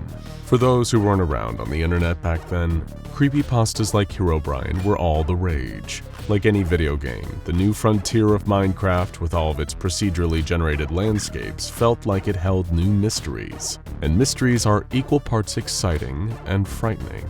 After all, who really knows what's going on behind a closed door? Herobrine was a Minecraft-specific little urban legend. Stories told of a default Minecraft skin with eerily white eyes manifesting in the game, even in solo matches, and terrorizing players. One internet sleuth who looked into the mystery of Herobrine claimed it to be the haunted soul of the dead brother of Minecraft's creator, Marcus Persson, also known as Notch. In the years since the legend first started, Notch himself has come forward and disavowed the claim, saying that, in fact, he didn't even have a brother and never had, so the rumors were completely baseless. But as we here at the SCP Foundation know, the truth has never gotten in the way of a good story. So Lewis, Joseph, and Sydney were happy to remain believers as long as they could keep having fun chasing alleged digital ghosts. How could any of these boys know that in the midst of their fun, they'd run into a real monster amidst Minecraft's blocky vistas? It was a school night like any other when they made that first fateful expedition. It was 7:15 p.m., and the boys were all in their shared server.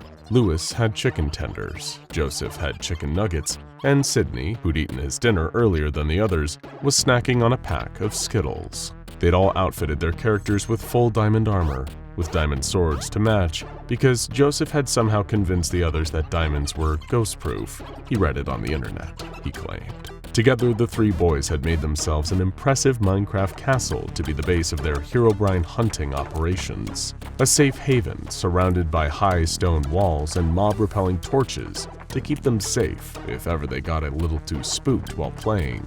Though playing was perhaps too mild a word for it. In the minds of these three boys, they were doing extremely important investigative work. After all, if they managed to actually find Herobrine themselves, they would be creepypasta legends. And wouldn't that be worth all the hours upon hours of rigorous mining and crafting? They'd been methodical in their search, scoping out different corners of the map and canvassing them together, searching high and low, and then marking said area off their checklist. It was a level of consideration and thought that their parents and teachers had long wished the boys would put into their home or schoolwork. But alas, seeing as none of the homework was find Herobrine, they really weren't that interested. Today, they were searching an area deep in the misty forests in the dead of night. They fought off a few spiders and sword-wielding skeletons, thankfully no creepers, aw man, and kept foraging on into the darkness. "It's so creepy out here," Lewis said over his headset. "Why do we have to come out here at night? It's way more dangerous with all the mobs. The night is like the perfect time for ghosts," Sydney retorted. "You think a ghost is gonna start hanging around in the middle of the day? No way, it's gotta be at night, man." And Lewis simply could not argue with such incredibly sound logic. They forged on, doing their typical methodical search for any phenomenon that one might generously be able to describe as supernatural. So you can only imagine the excitement coursing through them when Joseph discovered a strange, dark cave that looked as though it had no business being there. While each held their own private reservations, they all knew what they needed to do: go inside and investigate. As they entered the cave, a few strange realizations occurred to them, such as the fact that there were seemingly no mobs down here. A cave in the dead of night? Surely there should be some enemies, right? Plus, the typical lighting implements, like torches and lanterns, didn't seem to offer the same kind of illumination that they normally would. It was almost like the darkness was more oppressive here, more tangible. There was undeniably something eerie about the whole setup. That much couldn't be denied. "You guys see anything?" Lewis asked. "No," Joseph said, sounding oddly cautious, as though he sensed something strange was on the horizon, something that perhaps these boys shouldn't see. "Yeah, I haven't seen anything either," Sydney chimed in. "Maybe we should—" Joseph screamed, and the two others turned their Minecraft avatars to look at him. Joseph's character had bumped into something, some stranger in the cave. An NPC design that looked oddly realistic for something inhabiting the purposefully lo-fi blocky world of Minecraft. It seemed to have a dark, furry body, with a canid skull-like face bearing a pair of milky white eyes that seemed to stare off into nothingness. Was this another mob? Maybe something added in the latest patch? If so, why wasn't it attacking? "What is that thing?" Lewis asked over his headset. "I don't know," Joseph replied. "It's so creepy though."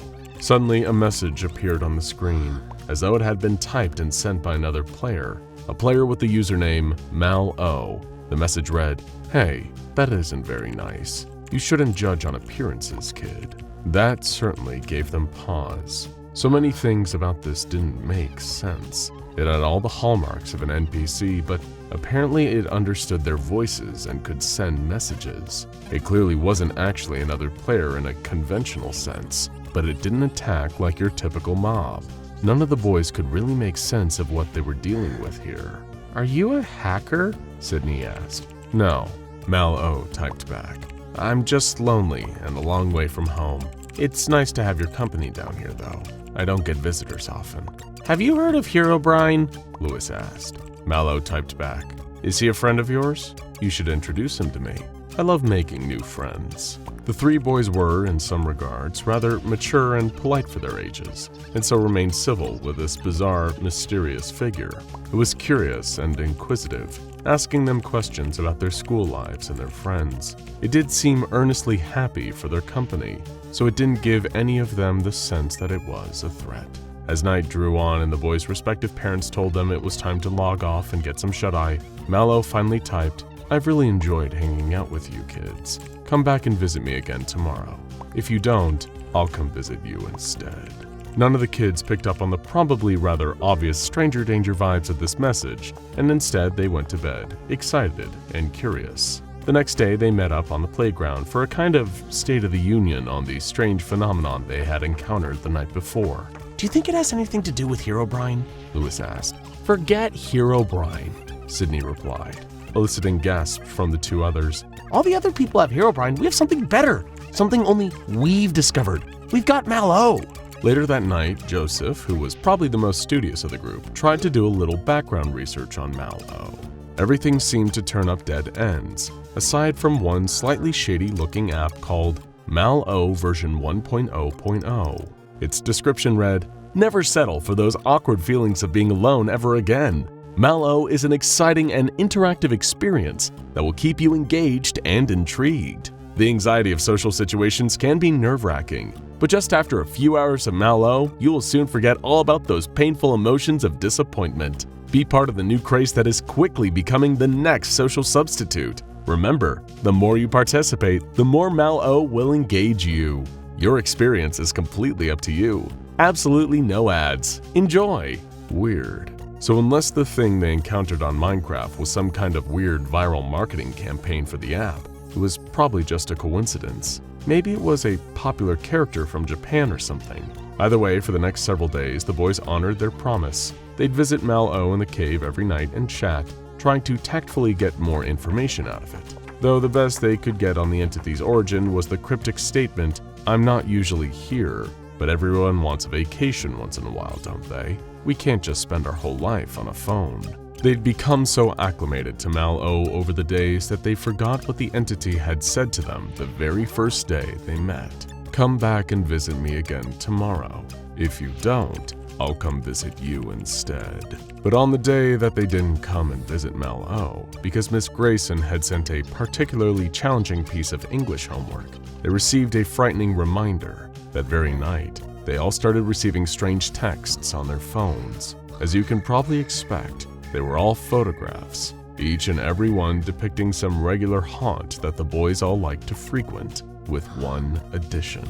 MalO's grinning skull face hiding somewhere in the image, like some kind of demented parody of Where's Waldo. The strangeness of this new development left all the boys shaken, and they hopped back onto Minecraft as quickly as possible to go find and talk to MalO in its cave. However, this time the cave was empty, and MalO was nowhere to be seen. But the text still didn't stop. They'd come in so frequently, with MalO getting closer to home, literally in each one. The boys thought about telling their parents, but would their parents believe them?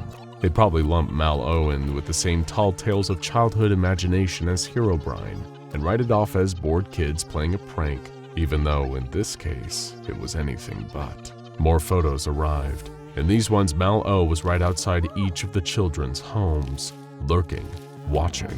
In some of the photos, they could see themselves in the windows, going about their evening business, having no idea of the creature lurking just outside. None of the boys felt like playing Minecraft that night. It wasn't fun anymore. Instead, they shut themselves up in their rooms, closed and locked their windows, and pulled down the blinds, after checking under the beds with flashlights, of course. But still more photos came in, all depicting MalO getting closer and closer and closer. Right about the time they were wondering whether the scratching on the outside of their bedroom door was real or just a figment of their imagination, another dark irony had occurred to them. All this time trying to find something supernatural, and in the very end, something supernatural had instead found them. For many avid video game fans, those who just can't get enough of grinding away for hours on quests, battling endless enemies, and exploring infinite virtual worlds, landing a job as a gameplay tester seems like the perfect opportunity. Doing your favorite thing in the world and getting paid to do it? Well, that's the dream. Plus the added benefit of seeing how the sausage gets made, of getting access to a game still in development, and suggesting ways it can be improved. Think of all the gaming disasters that might have been avoided with a few more playtesters in the room. Looking at you, Fallout New Vegas, and your NPCs with the spinning heads. Ugh. Well, one gamer had the same thought. A young man by the name of Danny Wheeler. When he spotted an ad seeking beta playtesters for an in-development RPG from an up-and-coming indie game studio, he jumped at the chance to apply.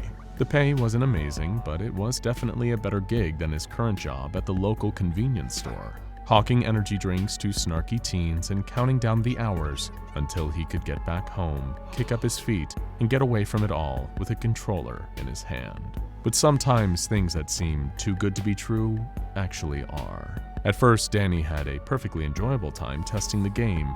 It was standard RPG fantasy fodder, and though he made sure to inform the developers that he found the steampunk aesthetic to be a little bit played out at this point, there was nothing at all notable about it. It was fine, but the development team kept going on and on about the tactical heuristic algorithms, and how the game was meant to learn the more the player played. So Danny was instructed to log as many hours of this exceedingly average game as possible. He sat at his desk for hours, sipping on an extra-large soda and clicking away, fighting orcs, goblins, and more. Slowly, the difficulty began to increase, and the game started to grow on him a bit. He even developed a favorite character to play as, the Rogue, with his stealth and proficiency for close-range combat. The more he played as the Rogue, however, the more he started to notice the game's characters behaving differently.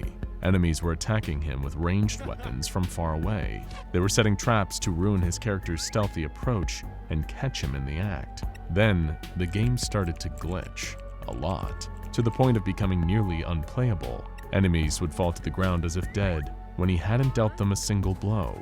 As he started to walk his characters away from them, they would suddenly spring back to life and strike before he could even think about a defense. If he didn't know any better, he could swear the game's characters were deliberately trying to trick him. It only got more frustrating from there, with enemies making sudden loud sounds to catch him off guard and startle him out of concentration, and other characters staring down the barrel of the camera with serious, unblinking eyes, as if they could see him through his monitor. One day he fired up the game to see that its characters somehow had rearranged various torches to spell out, "You'll never amount to anything, Danny. Your dad was right." It took a ton of torches, and Danny couldn't help but take it personally.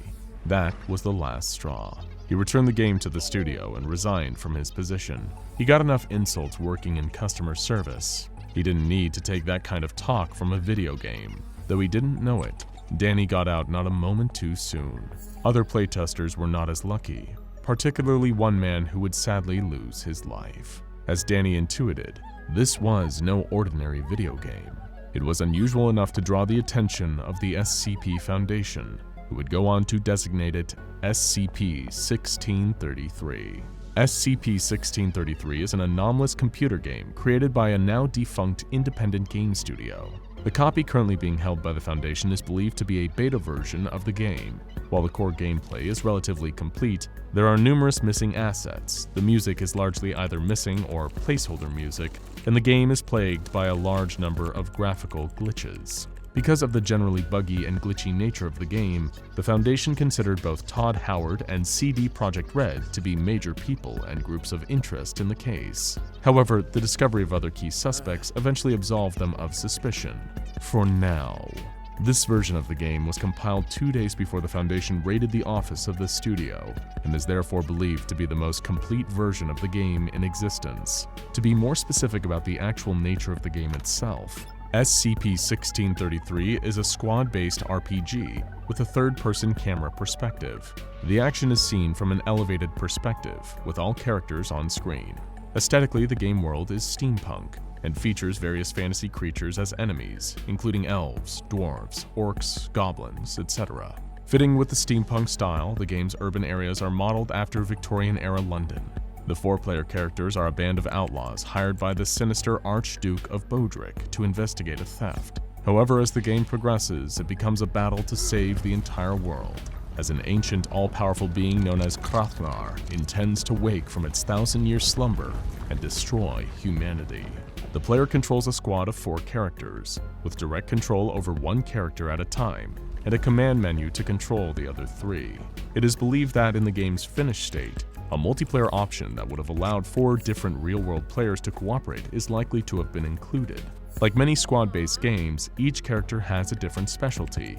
The marksman uses long-range weapons, the alchemist has access to potions and chemicals with various effects, the rogue can move stealthily and assassinate enemies, and the thug has greater health than the other characters and does more melee damage. And as is also typical for games of this variety, XP earned from completing challenges and killing enemies throughout the game allows for players to upgrade the abilities and stats of their characters. While the story and core gameplay mechanics are nothing special, there is one element that pushes SCP-1633 into anomalous territory, and it's also the element that would have been front and center in a finished game's marketing campaign. It's, quote, tactical heuristic algorithms. These work in a unique fashion. Whenever a player finishes a session and saves their game, the game will begin running lengthy background processes. When these processes are complete, a PTD, or Player Tactical Data file, is saved on the computer. When the save file, and by extension the associated PTD file, is loaded, the enemies and challenges in the game will have become far more effective, tailoring their methods to the particular skills and tactics of the player. The extent to which this happened is proportional to the amount of time spent playing the game. This kind of technology may seem theoretically possible, but the extent to which the game pushes it causes it to rest in anomalous territory. The game's programming is so intelligent that it can tell simply by the tiniest clues in your playstyle if you're loading a file that isn't your own. It will then pause the game and make you load your own save file. And the tactics employed by the enemies in the game as they learn more about the player are nothing short of frightening. At first, the enemies will adapt to the player's preferred weapons, strategies, and overall playstyle. Then they will realize that the player character is controlled by an external force, meaning, of course, you, and begin to mount psychological attacks directly on the player. Through numerous tests, the Foundation has been able to build a kind of framework for the average player experience. Through this framework, we're able to track and correlate average playtime with the average adaptability of SCP-1633 to the player. It is worth noting that these effects do not apply if the game is completed in a single continuous playthrough. For the purposes of this experiment, the game was stopped, saved, and restarted at regular intervals, allowing the game to collect player tactical data. During the first 2 hours, the game's AI is abysmal, with enemies simply charging at the players with no strategy whatsoever, and typically being mowed down. However, from 2 to 5 hours, the enemies undergo intelligence growth, adapting their playstyle to the types of weapons they carry and their environments. At this stage, this combat level is also about equal to an untrained human civilian. From 5 to 8 hours, enemies become considerably more proficient, and then begin countering the player on their specific playstyles and techniques. For example, they will attack a player who uses long-range weaponry from cover with grenades or splash damage weapons to force them out into the open. They will also fully utilize their environment for both defensive and offensive purposes, laying traps and creating ambushes to surprise and kill players. At this point, their combat skills are equal to trained soldiers. From 8 to 12 hours, the focus of the enemy shifts from attacking the player character to attacking the player directly. They engage in behaviors that, from an online playing perspective, would be considered griefing, such as intentionally blocking the player's view or movement within the game. Enemies have also been known to exploit player expectations, pretending to be broken or glitched to make the player let their guard down, and then killing them. In one play session, the enemies began throwing day flash spells, similar to real-life flashbang grenades, at the player. They throw them in a manner that created a strobing effect, causing the player to have a grand mal seizure. Beyond 12 hours, the enemies engage in advanced psychological tactics against the player, with methods that range wildly and tend to be specific to the player's mindset and play style. For example, one player likes to exert a high level of control over all 4 of their squad members. In response, enemies used attacks that did little or no damage, but caused the characters to become dazed, a state which temporarily disrupts player control. However, rather than attack the dazed characters, enemies simply surround them in a crowd, continually using daze attacks to prevent the player from doing anything. This caused major frustration for the player.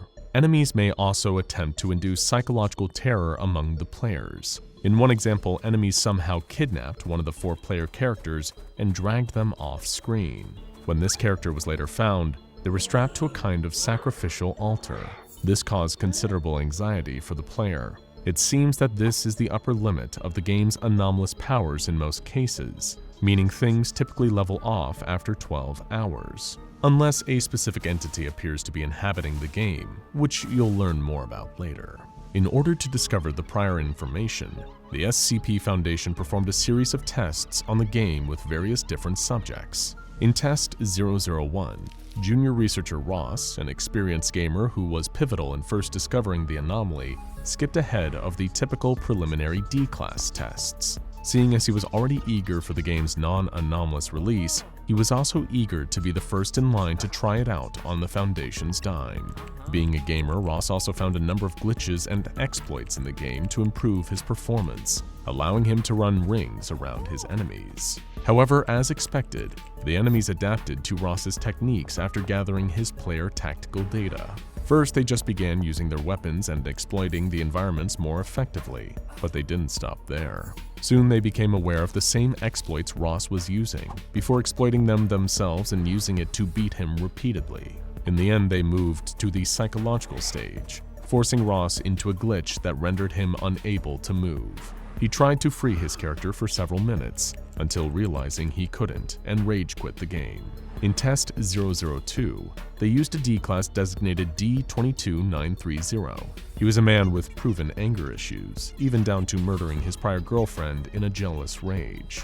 Initially, he enjoyed the game, choosing the thug character type and taking out his aggression on the many enemies. However, as time went on, the enemies became wise to his tactic and began their psychological attacks. They gathered around the D-Class's player character, dropping their weapons, but the swarm became so tightly packed around the character that he couldn't even move. This started to cause major frustration. When the character attempted to charge through, the enemies attacked, killing him with their bare hands. In Test 014, the Foundation brought in an agent with Special Forces experiences, with advanced knowledge in tactical combat. However, even she was worn down and defeated over time as the enemies adapted to and exploited her tactics. The Foundation even considered using SCP-1633 as a tool for developing effective counter-tactics in their real-life operations. In Test 021, the Foundation used a D-Class with vast experience in the world of commercial gaming. He was told to complete the game in one playthrough, taking pauses rather than proper breaks. As predicted, with no time to run the background processes and create player tactical data files, the enemies weren't able to improve, and the D-Class was able to complete the game in around 13 hours. However, the game did create a player tactical data file in the aftermath of this playthrough, and used it to offer a new Game Plus mode to the D-Class. When he began to play this new game, the screen displayed a seemingly random pattern of black and white pixels, visually similar to television static. This image appeared to be cognitohazardous, as it caused catatonia and later death for the player, in what felt like a decidedly petty move for SCP-1633. As alluded to earlier, the game was first discovered by junior researcher Ross, who was an avid follower of the independent game studio initially producing the game. However, while frequenting developer fan forums, he found that various members of the team were quitting the project for seemingly bizarre reasons. While this wasn't enough on its own for the Foundation to intervene, It was what first attracted official attention. They moved in after the death of Gregor Tillman, a game tester for the company, who died not long after joining the project. The Foundation moved in and after that gained control, shutting down the studio and taking everything they had. All anomalous elements were isolated, secured, and contained. Any loose ends were given amnestics and recorded data on the anomalous artifacts were destroyed. It's believed that one classified female member of the dev team was behind the anomalous nature of the game, but she was able to escape and has since attempted to join other development teams. She is now considered an active person of interest and is being pursued by Mobile Task Force Mu-6, aka Don't Hate the Player. Some final disturbing details are recorded in a note left by the game tester Gregor Tillman.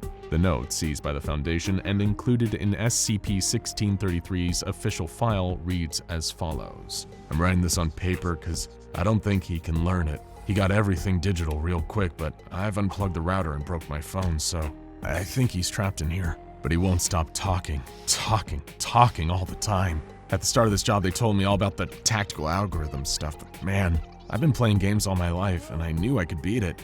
I knew I could handle this. When I started playing the game, they learned quickly. They kept using the sniper rifle, and after like an hour, they learned how to use cover. Then another couple hours, and they'd set ambushes. Then another hour, and they started sniping back while having a different squad flank me. After that, they figured out how to glitch the physics engine and ride crates at me or duck under the floor. They were learning, but all that was just easy stuff.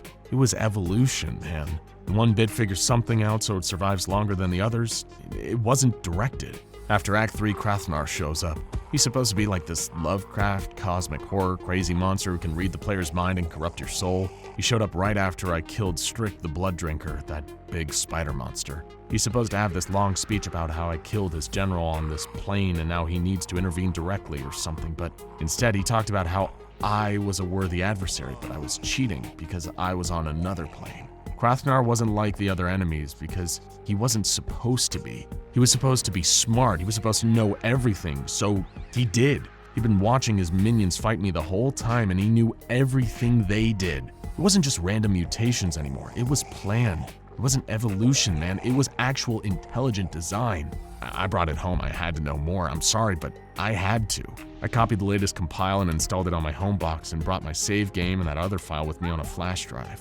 It was the same there. He kept talking to me about how I was keeping him from fulfilling his purpose by keeping him trapped in a glass jar. No matter where I went in the game, he kept shouting and ranting. Then he did more.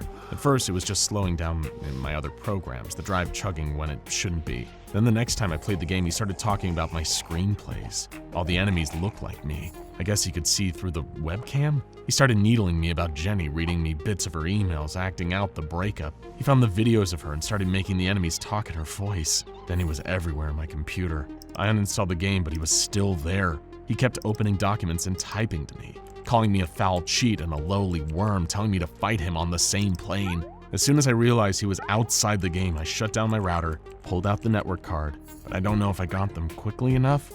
Maybe he got out. I turned the computer off, but he kept turning it back on. I wanted to break it, but I didn't know if that would kill him.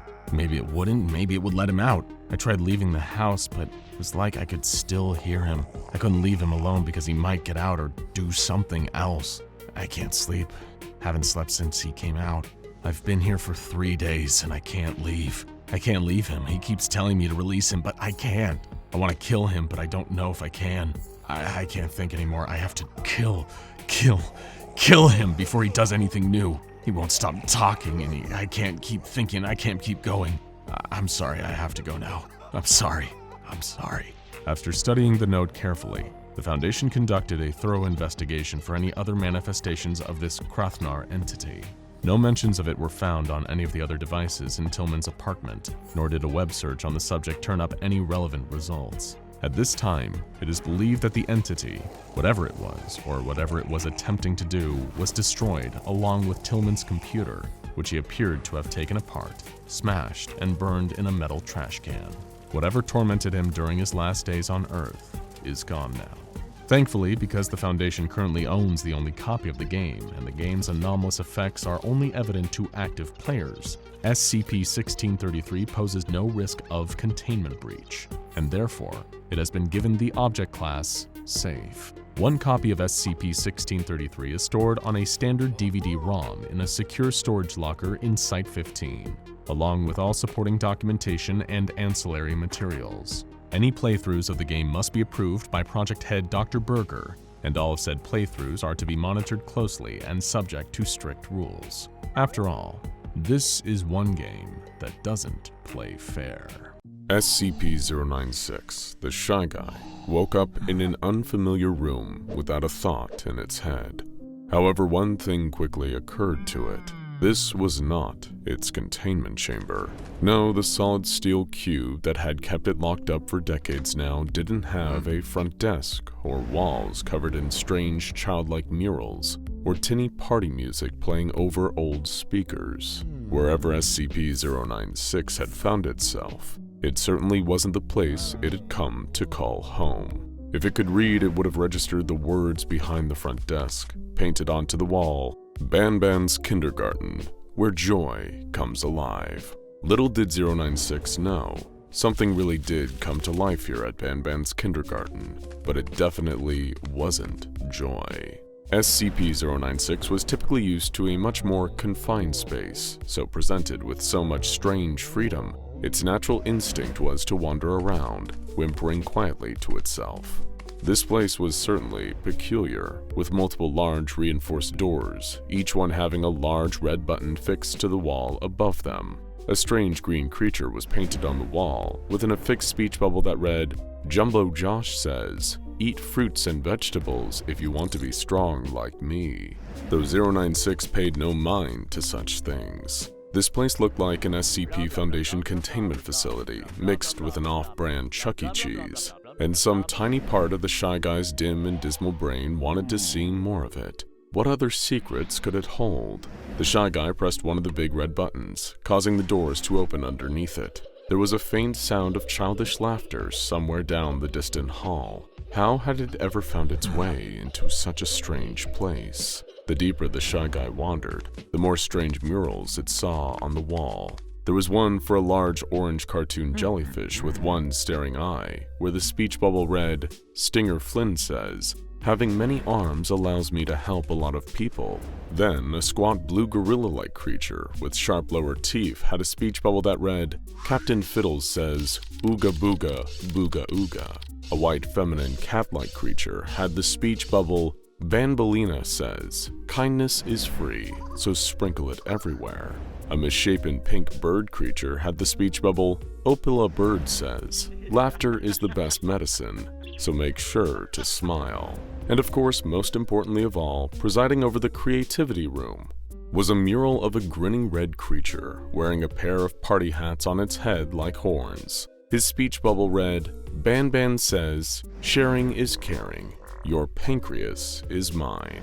A whiteboard not far from this mural had the words, "Run for your lives," hastily scrawled onto it. To anyone but the Shy Guy, who had no point of reference, this was clearly not a normal kindergarten. As the Shy Guy passed into the hallway, slowly lumbering along, it suddenly felt an intense spike of burning pain right through its forehead. Rising like a fever pitch, the Shy Guy's subdued whimpers quickly escalated into horrifying wails of animalistic rage. This could only mean one thing. Somewhere, something had made the terrible mistake of gazing at the Shy Guy's face. In fact, not 10 feet away, the unfortunate Opila bird had made that very mistake. It typically peeked out from behind one of the hallway's pillars to get a good look at any potential intruders or new prey wandering into its midst.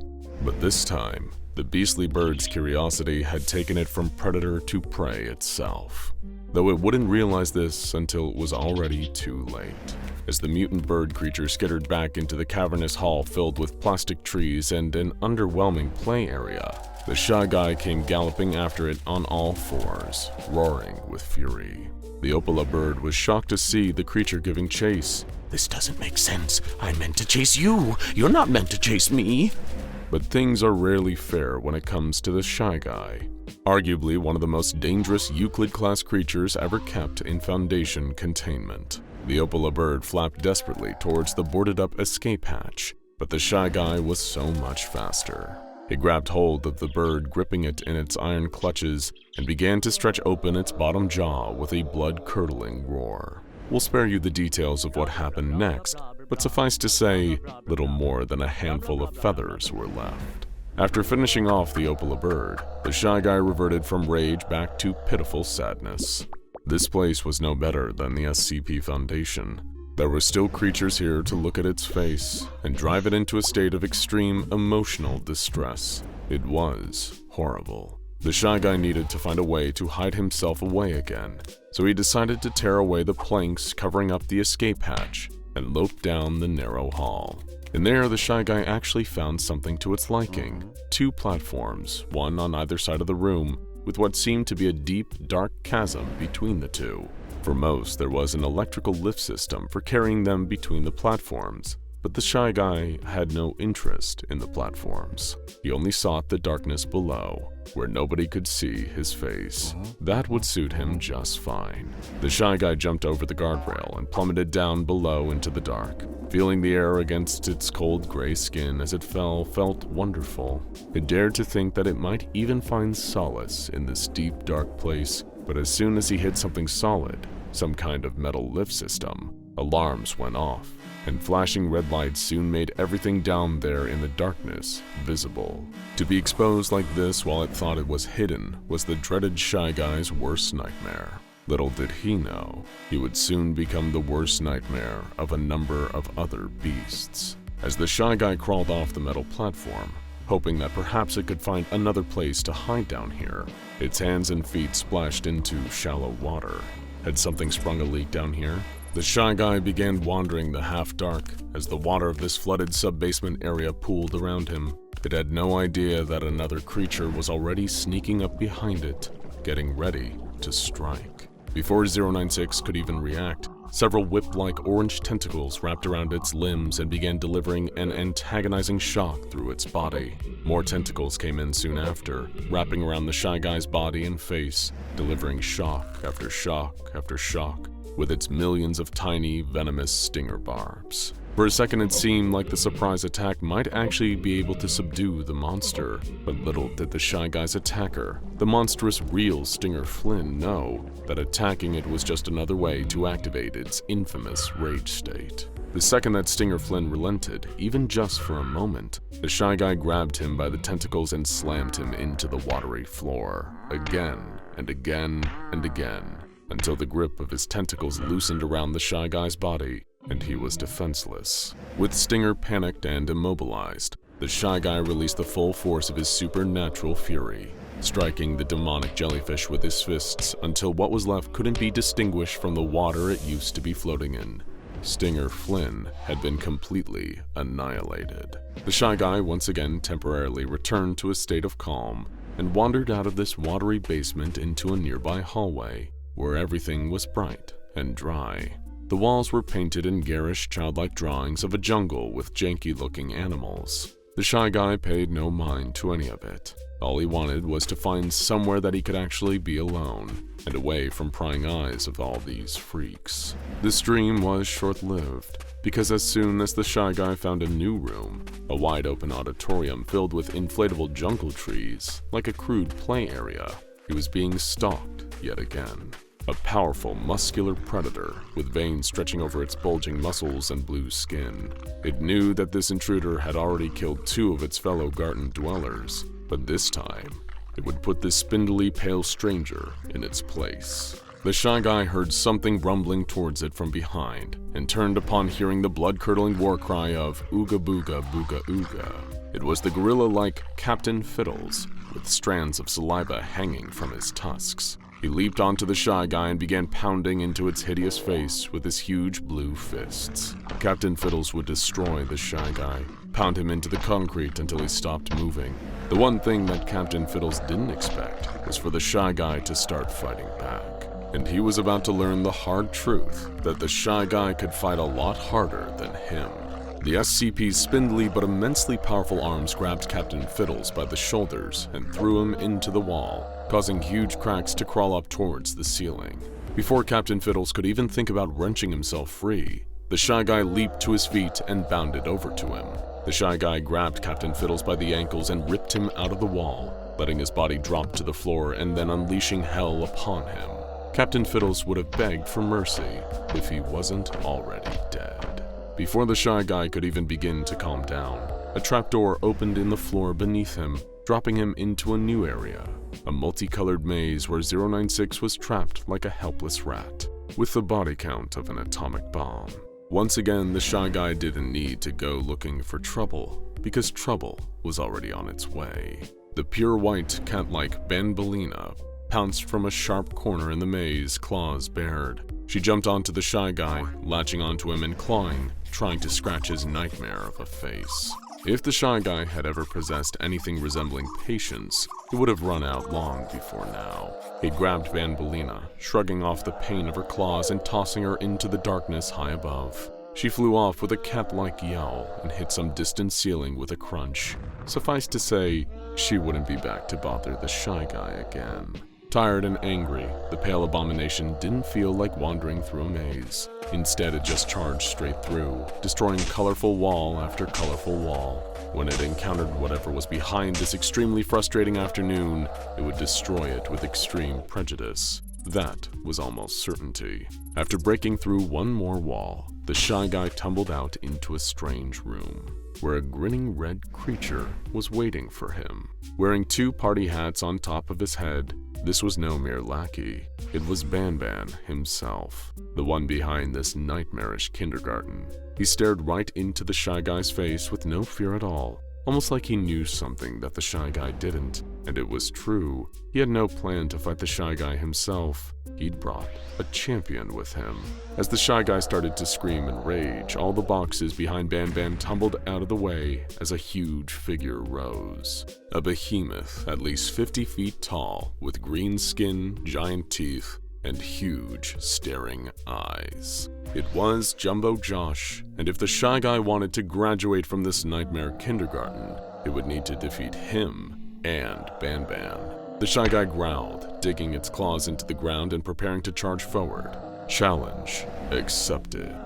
Video games have come a long way over the years. We've gone from the days of Atari and Pong to virtual reality headsets, PS5s, and massive multiplayer online games where you can fight horror movie villains or wage war in a fantasy land. You can mine virtual minerals and avoid creepers in Minecraft, compete against people all over the world in Fortnite, and do whatever it is people do in Roblox. Games used to be a pixelated hero battling blobby monsters with no discernible facial features, and now they have graphics so detailed you can see the freckles on a protagonist's face and each individual blade of grass. But there's one thing that hasn't changed, no matter how much progress games may make. Whenever a shiny new console comes out, everyone wants to get their hands on it. It was Christmas season in 1986. Walk Like an Egyptian by the Bangles was at the top of the charts. Eddie Murphy's The Golden Child was the #1 movie in America, and hundreds of thousands of kids were writing to Santa and begging their parents for one thing: the Nintendo Entertainment System.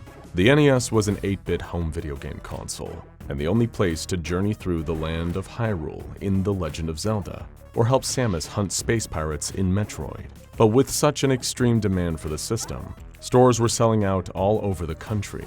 Anyone who didn't beat the crowds was doomed to disappoint their kids with socks, with less flashy toys like dolls or tiny plastic trucks, or with boring, non-electric, violence-free board games. Well, board games are only violence-free if you're not playing Monopoly. But back to 1986. Beverly Harrington was a single mom, doing her best to provide for her son, Jason, and give him the Christmas he deserved. She had been picking up extra shifts at the local diner, making sure to save up all the extra money for a real Christmas tree from the farm just out of town, for a beautiful honey-baked ham, and, of course, for presents. She knew that though he was a shy kid and would never demand it, Jason desperately wanted to find an NES under the tree on Christmas morning.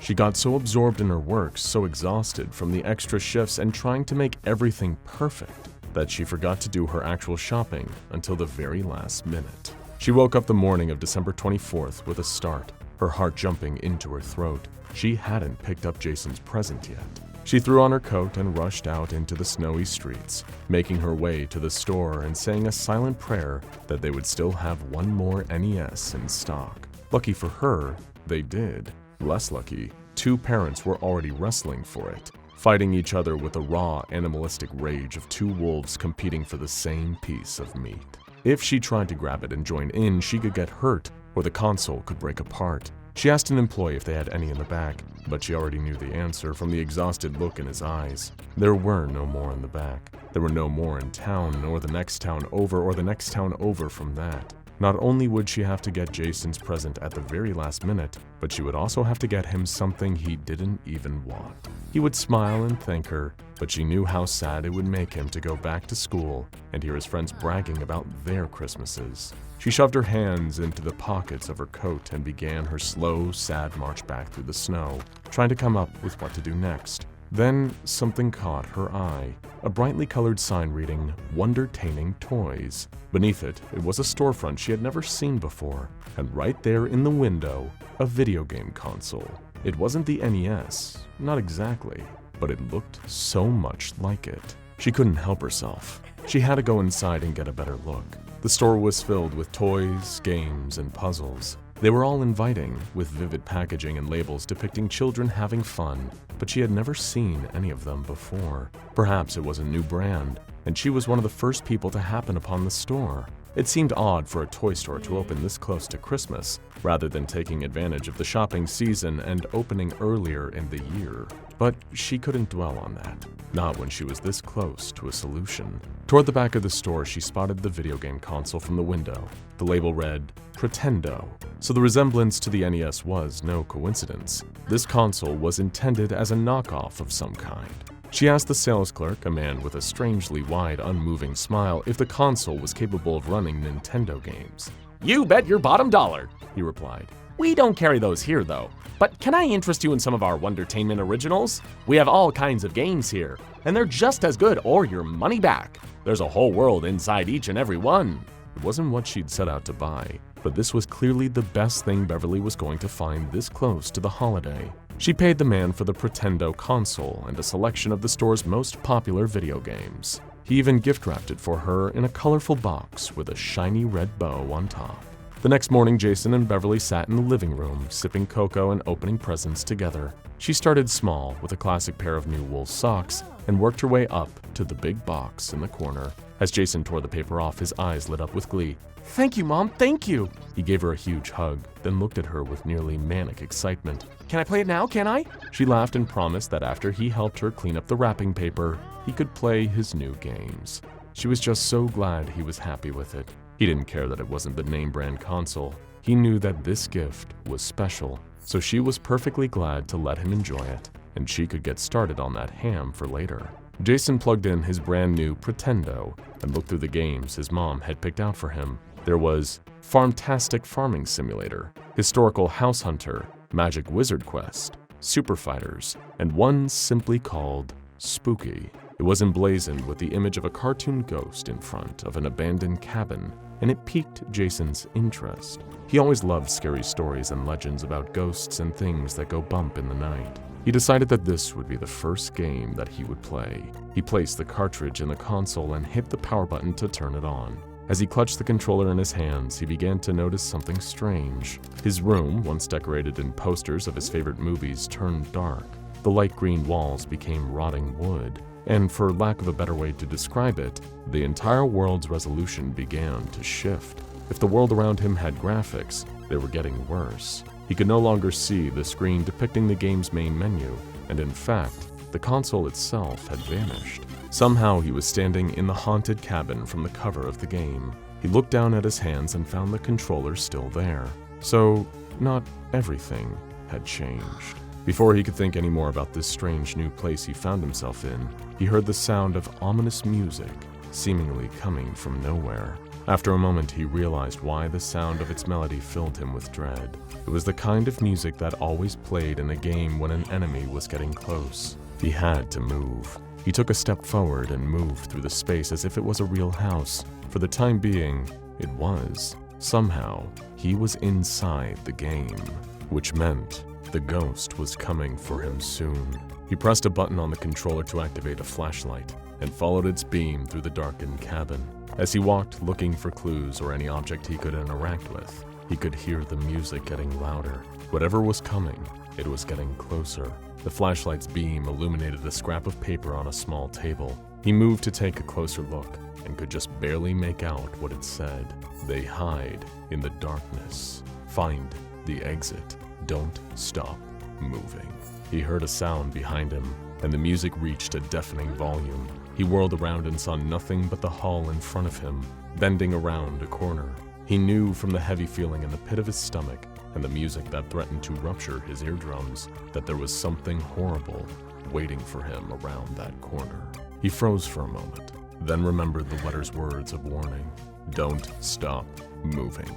He took a step towards the corner, then another and another. He shone the light of the flashlight around the corner, but there was nothing there. No ghost, no monster, nothing. And then he felt it, a chill on the back of his neck. He whirled around and there it was, the ghost of the cabin. It was so much bigger than it had looked before, wispy white form stretching up to the ceiling from wall to wall, its wide dark eyes and gaping maw of a mouth inches from his own face. He screamed and instinctively swung the flashlight at the spirit, cutting through it with a beam of light. The ghost let out a shriek and shrank away from the glow. That was it. He just needed to keep the light on it, and the ghost couldn't hurt him. Jason was so thrilled by this little victory that he didn't even notice the boss music starting to play again, growing louder and louder. He didn't see the movement out of the corner of his eye, the silvery, pale figure of a woman stepping out of a portrait on the wall. All he felt was a sudden, overwhelming cold, like ice in his veins, and then everything went black. He opened his eyes back in his bedroom, looking at a dark screen with the words "Game Over" written in dripping red font. He couldn't tell for a moment if that had been real or a dream, but either way, he only wanted to do one thing: tell his mom. Beverly listened to her son's story and couldn't help but write it off as the overactive imagination of a child. But still she humored him and agreed to try the console for herself and see what happened. Choosing at random, she selected Farmtastic and pressed play. All of a sudden, she felt the heat of the sun on her face, heard the mooing of cows, and smelled fresh-cut hay. She was steering a tractor through a wide-open field, where a moment ago she had been standing in her house in the dead of winter. Jason shut off the game, pulling her back into reality, and as Beverly gasped in shock, Jason said, "Best present ever." Unfortunately for Jason, word was already spreading about the Pretendo, all the way to the SCP Foundation. The console and all other consoles that the Foundation could track down were seized and designated SCP-591. SCP-591 is a line of video game consoles originally developed as a counterfeit of the Nintendo Entertainment System, before being bought and distributed by Dr. Wondertainment, a toy company responsible for a wide variety of anomalous objects contained by the Foundation over the years. The console is capable of playing NES titles, as well as games from Dr. Wondertainment's original lineup of 8-bit games, many of which the Foundation has in its possession as well. Some of the titles in the SCP Foundation's library include, but are not limited to, arcade shooter Wap'em, platformer Dusky's Adventures in Stadeland, survival horror game You Can Do That on Television, puzzle game World War I Ace Trench Digger, music racing game Led Zeppelin Air Racers, fighting games Super Kick Karate and Super Kick Karate 2010, and the educational game Reading Rainbow Sit and Listen. Whenever one of the official Dr. Wondertainment cartridges is inserted into the console and activated, it results in a localized CK-class reality restructuring scenario, which rearranges reality in the immediate area to resemble the game's setting. The player inside of the game's affected radius will take on the role of the game's protagonist and navigate the events of the game until either they win or the console is deactivated. Don't worry, this isn't one of those if you die in the game you die in real life scenarios. If the player happens to be a less than adept gamer, they will simply respawn or start at the beginning of the game like any video game character would. That doesn't, however, mean that SCP-591 isn't dangerous. Like any piece of vintage technology, the components of the Pretendo system have degraded over time, their functionality steadily decreasing. For an ordinary game console, this would be a simple inconvenience, something that would impact the quality of the graphics or responsiveness of the controls. It would be annoying and maybe eventually unplayable, but otherwise harmless. For the Pretendo, however, this degradation has had catastrophic events. When a game cartridge is inserted into SCP-591, there is now a chance of the CK-class reality restructuring scenario going wrong, and resulting in a ZK-class reality failure scenario instead. Essentially, instead of just transporting the player into the world of the game, reality will crumble in the designated area and the laws of time, space, and physics will be bent or even broken. While the CK-class scenarios dissipate as soon as the console is deactivated, the ZK-class scenarios refuse to play by the rules. They remain in place wherever they first manifested, seemingly permanently. The ZK-class scenarios were first observed during playtesting by the research staff assigned to SCP-591. After learning about the nature of the Pretendo game system, Dr. Furukawa has volunteered as a test subject, specifically requesting that he be given the chance to play the Dr. Wondertainment title, The Legend of Swordmaster, because, quote, it just looks really cool. This particular game came with not just the cartridge, but a special sword-shaped controller to be used during the sword fight sequences. Dr. Furukawa stepped into the containment cell where one instance of SCP-591 had been placed, with his chosen game cartridge and controller waiting for him. As soon as he inserted the cartridge into the console and pressed the start button, the room around him began to transform, reality itself warping and reshaping to fit the world of the game. Fluorescent lights and stark white walls were replaced by pixelated trees and a winding cobblestone path leading to a massive stone castle. The first enemy, a knight in black armor, leapt into frame, and Dr. Furukawa raised his sword ready for combat. But before he had a chance to deal the first blow, it became clear that something wasn't right. The enemy knight suddenly disappeared, glitching out of sight. The cobblestone slowly began to drift into the air, and so did Dr. Furukawa. Just as suddenly as he lifted off, he dropped back to the ground with a heavy thud. Gravity was rapidly fluctuating, and he could scarcely keep his balance. In front of him, he could see random cubic structures popping up out of nowhere, made of wood, stone, and ice. "End the game!" he called out desperately. "Pull the plug, someone, please!" Outside, one of the researchers watching the experiment cut the power to the console, but nothing happened. The world refused to return to normal. Security officers entered the area and attempted to remove Dr. Furukawa, but found that his body still resembled an 8-bit video game character. When they attempted to drag him out of the ZK-class zone, he cried out in pain as his body began to dissolve into static. They had turned off the console, but they were unable to pull him out. The rest of the research team, horrified by what they had witnessed, began to take measurements of the reality failure scenario from outside of the room. The area now displayed a complete absence of naturally occurring radiation, including cosmic background radiation. There was also evidence of time dilation, reduction of light speed, and the gravity fluctuations that Dr. Furukawa had first noticed. With no way to remove Furukawa from this broken reality, the area would have to be sealed off, and he would be left inside. There was no other option. So they constructed a concrete dome around the testing site and relocated the remaining instances of SCP-591. From that point on, testing was only conducted using D-classes, no matter how much research staff loved video games, or how vehemently they insisted that they were, quote, willing to roll the dice. They were barred from testing and encouraged to pick up a VR headset for a much lower-risk immersive gaming experience. Over the years of testing following the Dr. Furukawa incident, 4 more ZK-class scenarios were created and contained. Some of the individuals survived the incident, but were physically altered so greatly that they would not be able to survive outside of the ZK-class reality failure. The only people who survived were unable to readjust to their lives, continuing to live as the main character of the game that they were playing. At this point, testing was officially suspended indefinitely due to not only the loss of human life, but also the unpredictable and highly dangerous nature of the damage being done to reality on such a grand scale. All instances of SCP-591 confiscated by the Foundation are kept in a storage containment vault, kept separate from any civilians or their infrastructure by a distance of at least 500 meters. It is also kept separate from other Foundation-controlled containment facilities. Unless it is being used for official, approved testing by Level 3 staff, it is to remain deactivated at all times. Any ZK-class scenarios created by an instance of SCP-591 will be contained via the construction of a closed concrete dome, and given the designation of Sector W number. Sectors W1 through W5, the currently existing ZK-class scenarios, are monitored remotely and kept highly classified. Any personnel or test subjects located inside one of these sectors will remain there indefinitely and be officially considered lost in action. Any additional instances of SCP-591 located in civilian stores, households, or any public place are to be removed and contained indefinitely.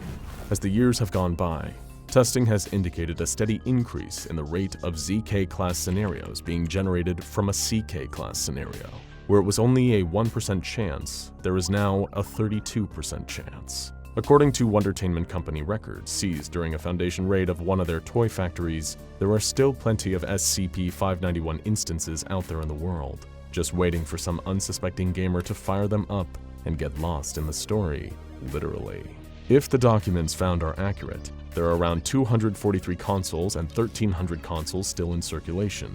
These also may or may not include a pocket Pretendo model that was developed as a prototype, but never officially released on the market. If it was, and the chaos of the Pretendo system is available in a portable form, well, it's best not to think about that for too long. The Foundation is doing its best to track down the remaining Pretendo systems, but there is no way to know for sure what distant corners of the world they've made their way to. So when you're picking up a shiny new game console, or a nostalgic vintage model to relive some of your favorite childhood memories with, take an extra close look at the label and make sure you're getting the real thing. Because if you're not careful, it just might be game over. You all know exactly who I am. The bald chemistry teacher looked around at the men surrounding him in the desert. Cadillacs, leather jackets, blacked out shades. The gang members shifted nervously from foot to foot as the man bragged openly about what he's done to build his criminal empire. Walter White's attention turned back to the man in front of him. A slight sneer played around his lips. Now, say my name. The man took a moment to reply as the desert wind blew behind him. He seemed to be weighing his options, realizing quickly that he had lost all control over the situation. You're Heisenberg. You're gut. Bang! Walter White fell to the ground dead. The characters all around yelped in surprise, drew their guns, and started wildly pointing them around the circle, trying to figure out who killed the great Heisenberg. But his killer just stared in awe from his couch in the front room as the Netflix show kept playing on the TV. Had the toy gun in his hand really done that? Josh had admitted to himself that he had a problem a long time ago. But at least being a yard sale addict was cheaper than just a regular old retail addict. Actually, in truth, he was also an estate sale addict, a garage sale addict, and a thrift store addict. Anywhere you could buy people's old junk for rock-bottom prices, he would sniff it out. The Saturday that his life changed forever was just like any other Saturday, really. In the sweaty heat of the Atlantic City suburbs, he hadn't meant to stop by any sales today, but one just so happened to catch his eye. There was a box marked Nerd Stuff, and he took that as a personal challenge. Was this some old lady's version of Nerd Stuff or a veteran dungeon master's treasure trove? The reality was somewhere in between the two. There were a couple of seasons of Buffy on VHS, a copy of the original Deus Ex, and some Legend of Zelda plushies. It hadn't really been worth stopping his car for, except for a little plastic splash of color that caught his eye. Josh reached way down to the bottom of the box and rooted around for it. There was no way. It couldn't possibly be the toy he'd spent all his childhood asking for and never getting, but in fact, it was. A 1985 Nintendo Entertainment System Zapper, with an orange grip and barrel, NES gray bodywork, and the beautiful font printed along the side. It was unmistakable. He threw a wad of cash at the old lady behind the table and rushed back into his car quickly as he could. It was time to cancel his day plans. He had a childhood dream to fulfill. But no sooner that he had got home and flipped on his TV, the dream came crashing down around him. His old NES, the one he'd had since he was a little kid, had sadly keeled over. It refused to power on, no matter what he did. So that made his zapper pretty much useless. The best he could do with it now would be to point it at the TV and make pew-pew noises with his mouth. So Josh opened up Netflix and put on an episode of Breaking Bad. Little did he know, as he raised the zapper to the screen, that he was actually in possession of SCP-664. Nobody would know looking at it on the surface. Even the most hardcore gamers wouldn't have a clue, because you can fully disassemble, clean, and reassemble the zapper and get no indication that it's anything other than what it appears to be. However, as soon as the gun is pointed at a television screen or a computer monitor of any kind, it starts to pose a very real threat. Or at least a very real fictional threat. If you shoot at the screen, whatever media is playing on it at the time will react and adapt to what has just happened. That means characters on the screens will react in accordance with the rules of their respective universes. In a grounded, realistic drama, the gunshot will behave like any other, killing or wounding the victim, with perhaps enough time for them to give a dying monologue. But in an episode of Rick and Morty, the shot could manifest in any number of bizarre and creative ways. News crews that witness the user shooting a person in their live report will continue to cover the incident as if it is part of the ongoing story. If you shoot Walter White, he falls to the ground dead. Josh stared at the screen in utter amazement. He didn't expect the writers to kill off their main character just like that. Wasn't there supposed to be another 9 episodes? What would they do to fill all that time? As the episode played out, it seemed to mostly just follow Jesse, trying desperately to escape with his money before it was too late. He kept glancing towards the camera for some reason, with a slight look of fear in his eyes. Very strange creative decision there. Josh backed out of the show to scroll through his continue watching. There was something a little creepy about how he'd pointed the zapper at the TV, pulled the trigger, and perfectly, at that moment, a character had been shot. Time to pick out another show without any guns and murder for a bit. You know, something safe. The familiar melodica tune filled the lounge as various shots of Dunder Mifflin employees busied themselves, shredding credit cards and answering phone calls. It never ceased to make his worries go away seeing the words "The Office" appear on the screen. He settled into the couch, watching as the characters all gathered in the conference room for some first aid training. The CPR dummy lay on the floor with Michael Scott earnestly explaining to the woman that the victim appeared to have lost their limbs. He laughed along as the scene descended into chaos, as none of the employees took the training seriously at all. Even though he'd seen this episode countless times, it never got old. Absent-mindedly, he pointed the gun at the TV and pulled the trigger. Bang! Pam collapsed on the ground. All of the characters dove out of the way, trying to find cover behind their chairs, not daring to peek out at the camera. Only the first aid lady stayed on the scene, trying her best to resuscitate Pam. It cut to a shot of Dwight talking to the camera sadly. He said that it was almost funny, but there was a real heaviness in the moment. His eyes were red, like he'd been crying off camera. Josh flipped the TV off and stared at himself in the dark reflection. Was he dreaming? He hadn't just done that, had he? Fortunately for Josh and for the rest of humanity, he had not killed Jenna Fischer or Bryan Cranston. He hadn't even killed their characters in the shows, at least not for anyone other than himself. Research into SCP-664 shows that the appearance of characters being killed off on screen only exists in the mind of the shooter. For everyone else, the office remains the same as it always was. Unfortunately for Josh, however, Pam is now dead in that universe and will always be whenever he watches an episode. It leaves a real shadow over the later seasons, but the characters apparently managed to do a good job pivoting into its new, darker tone. Other shows that have been tested in research conditions have yielded interesting results. Like in Star Trek, it is impossible to actually kill Captain Kirk. Instead, various red shirts always just so happen to dive in front of him or fall into frame at the pivotal moment. With a small dead zone on the right-hand side of the screen, characters who witness enough shootings have the sense to stick to that side of the frame whenever the shot is on them, sometimes going so far as to plead directly with the viewer, breaking the fourth wall in their desperation to survive. When Josh came back from a long walk outside, he'd convinced himself that what he had seen earlier was all just some vivid dream. A dream he didn't remember waking up from, but definitely wasn't happening anymore. He'd play some video games, that's what he would do. He had decided he would just play some Super Smash Bros. And unwind. Anyone who has ever said that sentence to themselves will know firsthand how foolish that is. Not 10 minutes later, Josh had definitely forgotten all about his dream from before. He was too busy raging and cursing at the screen.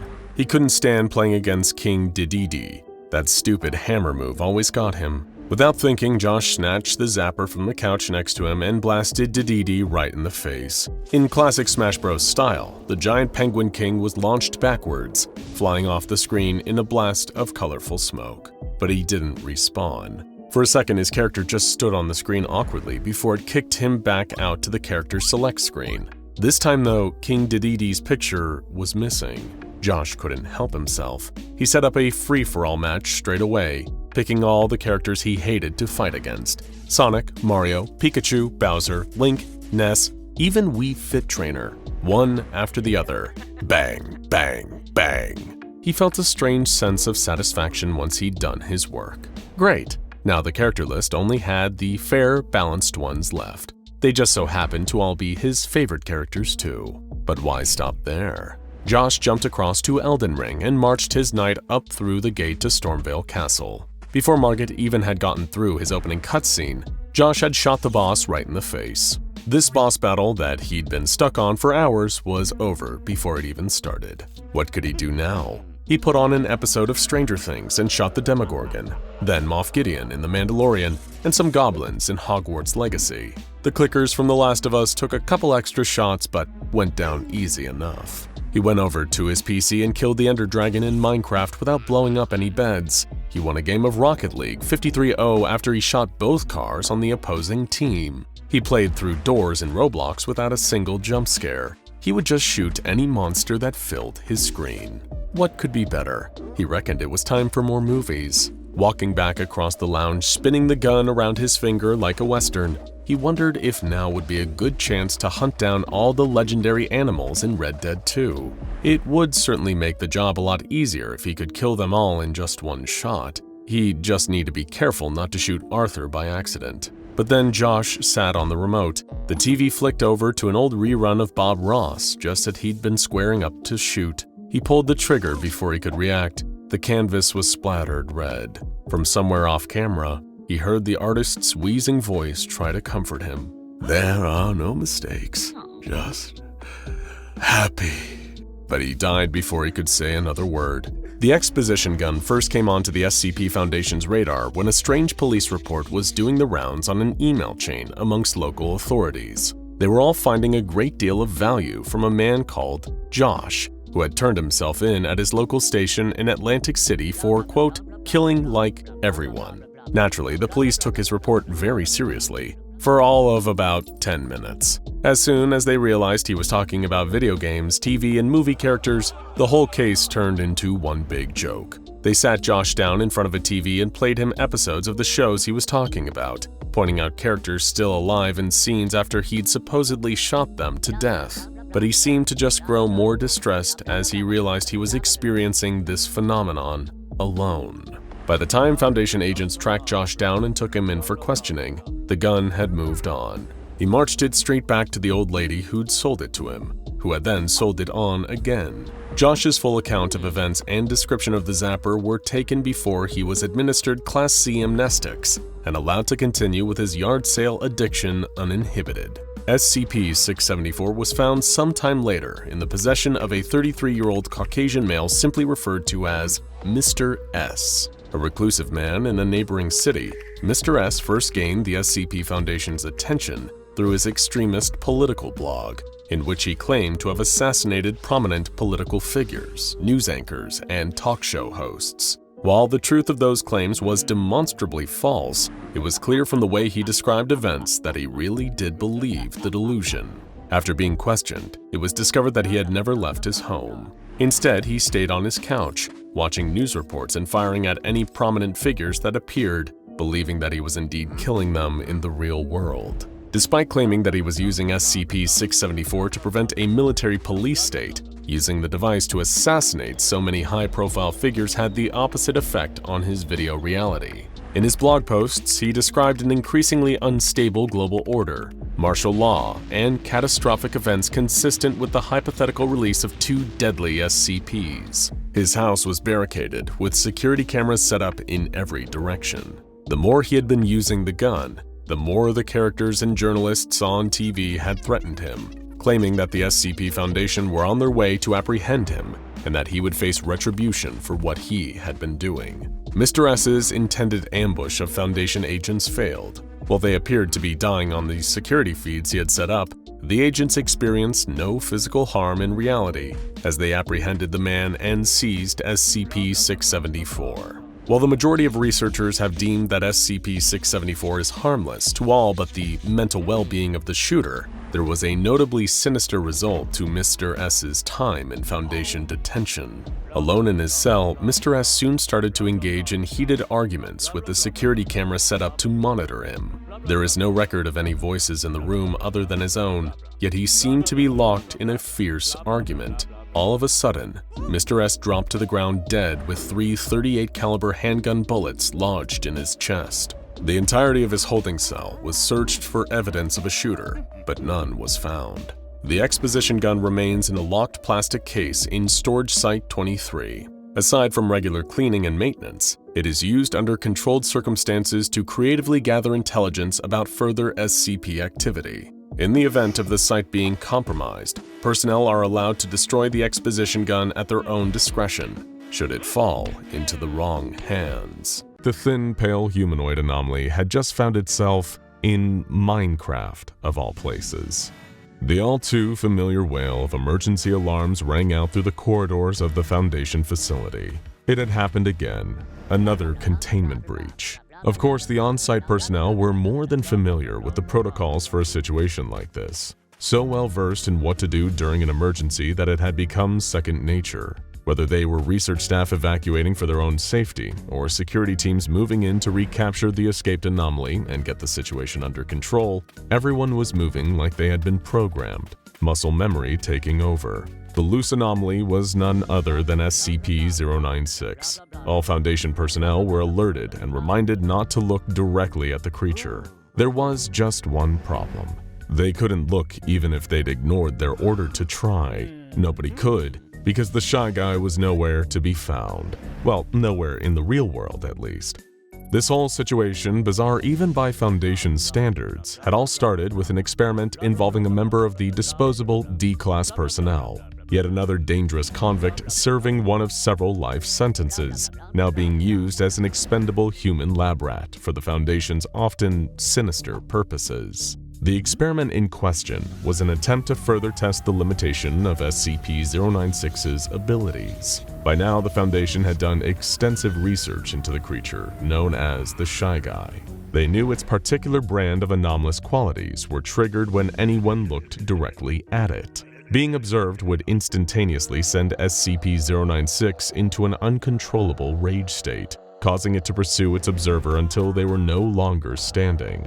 SCP-096 was known to be able to travel at speeds so relentless, it was pretty much impossible to stop. One moment it was sobbing and screeching in its cell having just been observed, and minutes later, the wide-jawed, long-limbed monster was standing behind whoever had seen it, making its screaming face the image its victim took to the grave with them. Foundation researchers knew that SCP-096's rage state could be triggered by as little as someone seeing the slightest hint of a creature. Even if the Shy Guy had been captured as a tiny speck in the background of a photograph, it would come after anyone whose eyes so much as glanced over that speck.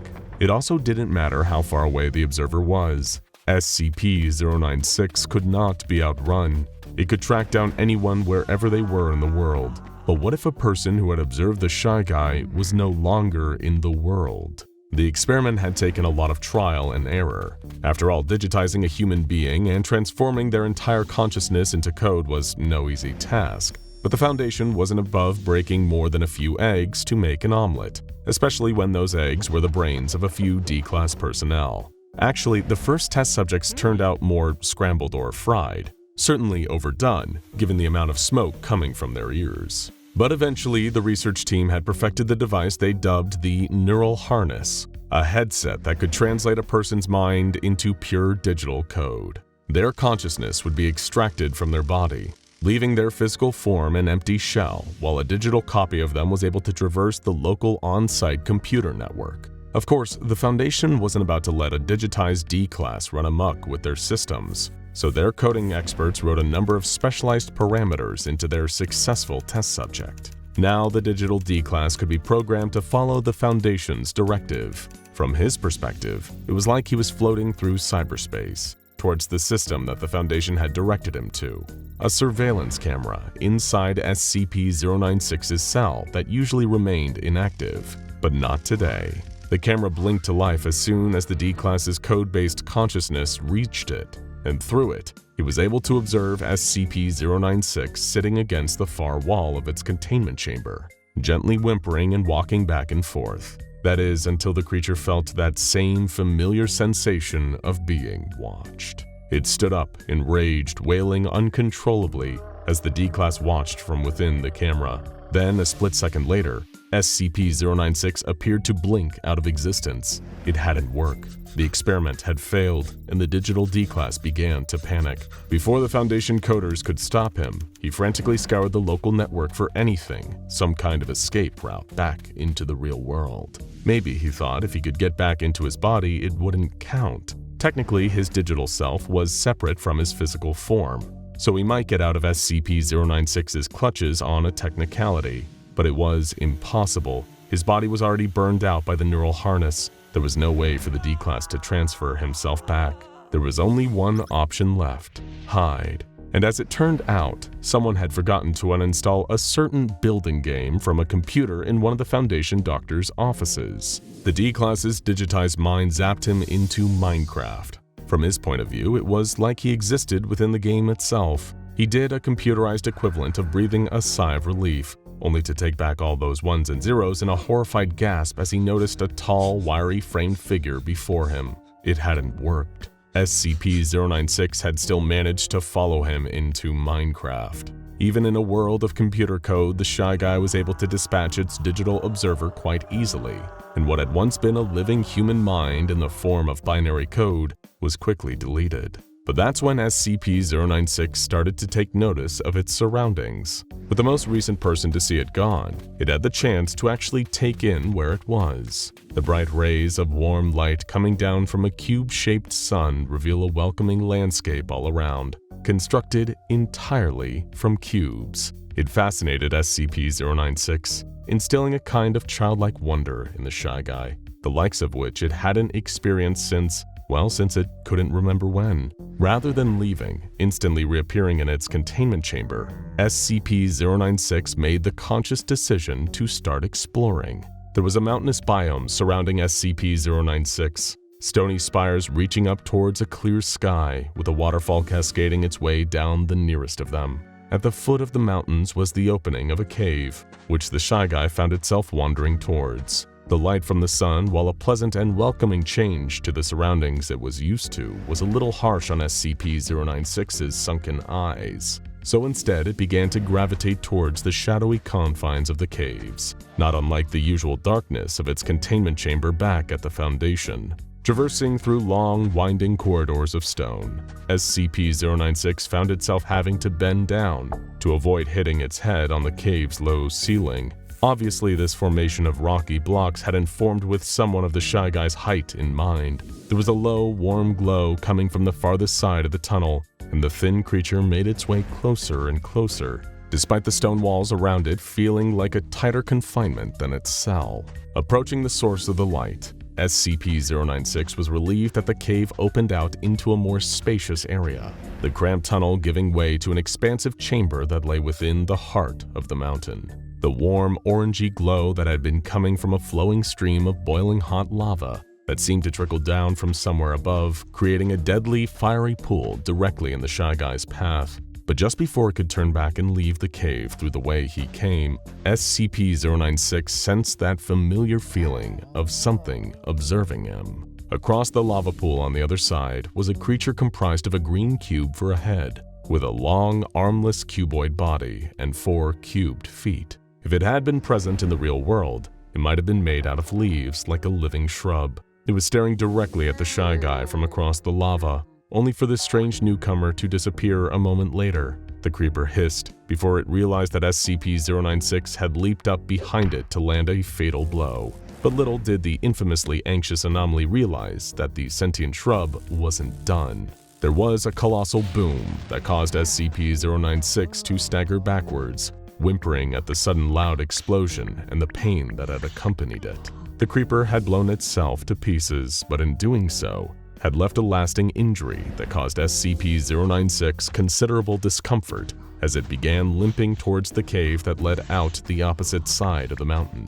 Despite its injury, the Shy Guy was still able to move with relative ease, and the further it went, the more it seemed to gradually heal. However, it was as it stepped out once more into the sunlight that the creature realized just how hungry it was. Back in the real world, it hadn't eaten for several hours, and surprisingly, even while accidentally stuck in digitized form, the hunger mechanics of Minecraft were having an effect on SCP-096. The Shy Guy started searching around for anything that could prove to satiate its hunger. There was a grove of trees not far, so SCP-096 lumbered to take a closer look. It couldn't be certain, but it felt there was at least a slim chance that there were apples growing amongst the leaves. But even at the anomaly's own elongated height, it couldn't simply reach up to pick them. However, it was while swiping its arms up at the tree that the Shy Guy swung its fist and knocked at the tree trunk. To the creature's surprise, it was able to chip away at the wood with its hands, punching at the tree until the trunk had been reduced to a collection of wooden blocks that the Shy Guy was able to collect.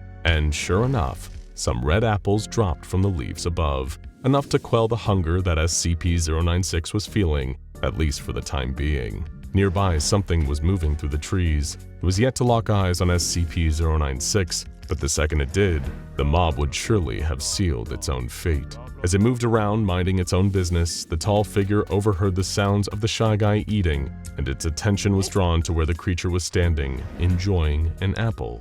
Sensing that it had been seen, SCP-096 turned and locked eyes with the entity. It was perhaps the only other being in Minecraft that was a similar height and stature to the anomaly itself. In fact, the pair were strikingly similar. Before SCP-096 could carry out its usual method of attack, the Enderman suddenly teleported out of view. But it was too late now. Both it and the Shy Guy had looked at the other's face. Both had been provoked and were compelled to react in exactly the same way. Just as SCP-096 entered its rage state, the Enderman too opened its mouth and began to shake, making loud, lengthy sounds not dissimilar to the Shy Guy's own angered screams. But something profoundly strange happened next. SCP-096 and the Enderman kept attempting to pursue one another, appearing in a new location within the Minecraft world. Neither one getting close enough to the other. They'd teleport, only for the other to teleport away the moment they saw each other, each trying to catch one another but always staying one step behind. This rapid chase almost became a strange, ongoing sort of teleporting dance between SCP-096 and the Enderman. At first, the Shy Guy had been compelled to attack the Enderman, like it was with any who looked directly at it. But as they appeared and disappeared from place to place, the creature started to feel an odd kinship with this shadowy fellow. It was so used to being frightened and alone, to its overwhelming feelings of insecurity and self-loathing, that the simplicity of just traversing the open world, with a creature very alike itself in many ways, it had all come as a welcome change. SCP-096 found it therapeutic even, and before long was following the Enderman not out of any intention to do it harm, but just to feel, for a little while, like it had a friend. Just a little bit longer, SCP-096 thought, welcoming the enjoyment it felt playing this game of Minecraft. Did you hear that not so long ago, a 5-year-old boy went up against 12 of Russia's greatest chess grandmasters? And do you know what happened? He lost every single match. That's because winning at chess, dear viewers, isn't easy. Chess is an ancient game of strategy, cunning, and skill. It's not just about thinking one step ahead of your opponent. That's not going to be enough. Make a wrong prediction, and you could end up sacrificing one of your pieces, as well as vital space on the board. But thinking 2 to 3 steps ahead, beating your adversary's moves before they've even been made, now there's a viable strategy. Tricky, but viable. After all, if it was easy, we'd all be Queen's Gambit level chess prodigies. Eric Matthews had never been good at the game, but he had a pretty substantial reason to keep trying. And that reason's name was Brian Matthews, his father. You see, for as long as Eric could remember, His dad had regarded a high level of skill on the chessboard to be a sign of intellectual superiority. Intelligence was something that Brian put quite a considerable value on, given that he was a professor at a university in their home country of England. Some of Eric's earliest memories were of playing chess with his dad, usually on a Friday night when Brian got home after a week of giving lectures to the next generation of scholars. Obviously, with his son at such a young age, the professor would take it easy on Eric, playing in a much laxer fashion, focusing instead on teaching the boy the basics of the game. And for a time at least, it was good. It was a rare time that Eric and his academic father could spend bonding. After all, with his mother gone, his dad was all he had. But as the years passed, the game changed. By the time Eric was a teenager, Brian had stopped pulling his punches on the chessboard. He hoped his son would build on what he'd learned when they played in the past, using those skills to best his dad on the board. But to Eric, playing chess had never been about a purely educational experience. It was more about spending time with his old man.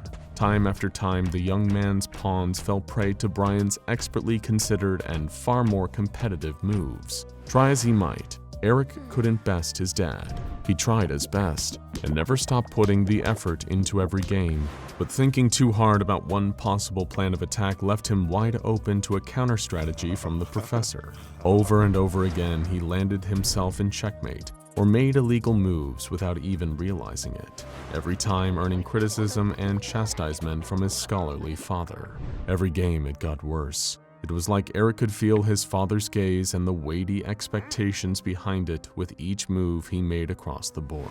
There were so many nights where he wondered if it would be better to give up entirely, to knock down his own king and concede. But how could he ever find any other shared interests with his dad beyond the two of them playing chess? It had become a lifeline, tethering father and son together, and to cut it now left Eric uncertain if he'd sink or be able to swim alongside Brian. He had long admired his father. His achievements in academia were impossible to avoid, with more framed certificates hung up on the walls than there were photos of the pair of them together. But the shadow it cast over him made Eric desperate to keep this one shred of common ground alive. Eric wasn't the type to give up, despite how much of an uphill struggle the situation felt like. Taking a leaf out of his professor father's scholarly ways, he decided to learn the game inside and out, every known move and strategy. He would research the entire history of chess itself, if that's what it took to play with the same skill as his dear old dad. Over the coming weeks, Eric checked out every book at his local library on the subject, beginner's guides, advanced rulebooks, and even a few volumes on notable players throughout the extensively long history of the game. Along the way, a chapter of a certain book stood out to Eric. It described a chess prodigy from Russia who had created an early mechanical chess device known as the Samurai. It had been designed to be a traveling curiosity and would sit playing chess games against volunteers taken from a spectating audience, each one of them having forked over some of their hard-earned money to watch this man-made wonder. The Russian chess prodigy's young daughters also had a love for the game. Seeing that gave Eric a pang of jealousy, wondering if those daughters had as much trouble playing their own father as he did with Brian. But at least there was an underlying shred of hope there too. If this father and his daughters could bond over chess, maybe there was a chance for Eric and his dad too. Sadly, it's one thing to try and learn all the facts you can about chess. It's an entirely different beast to put all that information to use and apply it to an actual game. Despite having read every book he could get his hands on, Eric still couldn't best Brian at the board. It was like nothing had changed. His father barely noticed when Eric tried to replicate movesets he'd read up on, and still managed to not only counter those moves, but check his queen in the process. So practice, Eric thought. After all, practice was supposedly meant to make perfect, right? The plan was simple. If he practiced his chess moves enough times, and figure out how he could call on what he'd learned, then he might stand a chance at winning when he and his dad played each other. There was just one hiccup to this plan. Eric needed someone to practice against. The only other person in the house was Brian, meaning it was that hiccup that turned into a problem almost big enough to stop Eric in his tracks. That is, until he went into his father's lab. It was under the house itself, a sort of sub-level, maybe used as a basement or cellar by the previous owners. But since Professor Matthews and his son had lived there, the entire room had been remodeled into an at-home laboratory. Not a terribly advanced one, of course. This was the early 90s after all. The majority of Brian's time, even when he was at home instead of working at the university, was spent on his own, downstairs in the lab. Eric had gone down there in search of his dad, to ask him if there was anyone whom he knew who he could practice and develop his chess skills with. But instead, what he found down there was the last thing he expected to see.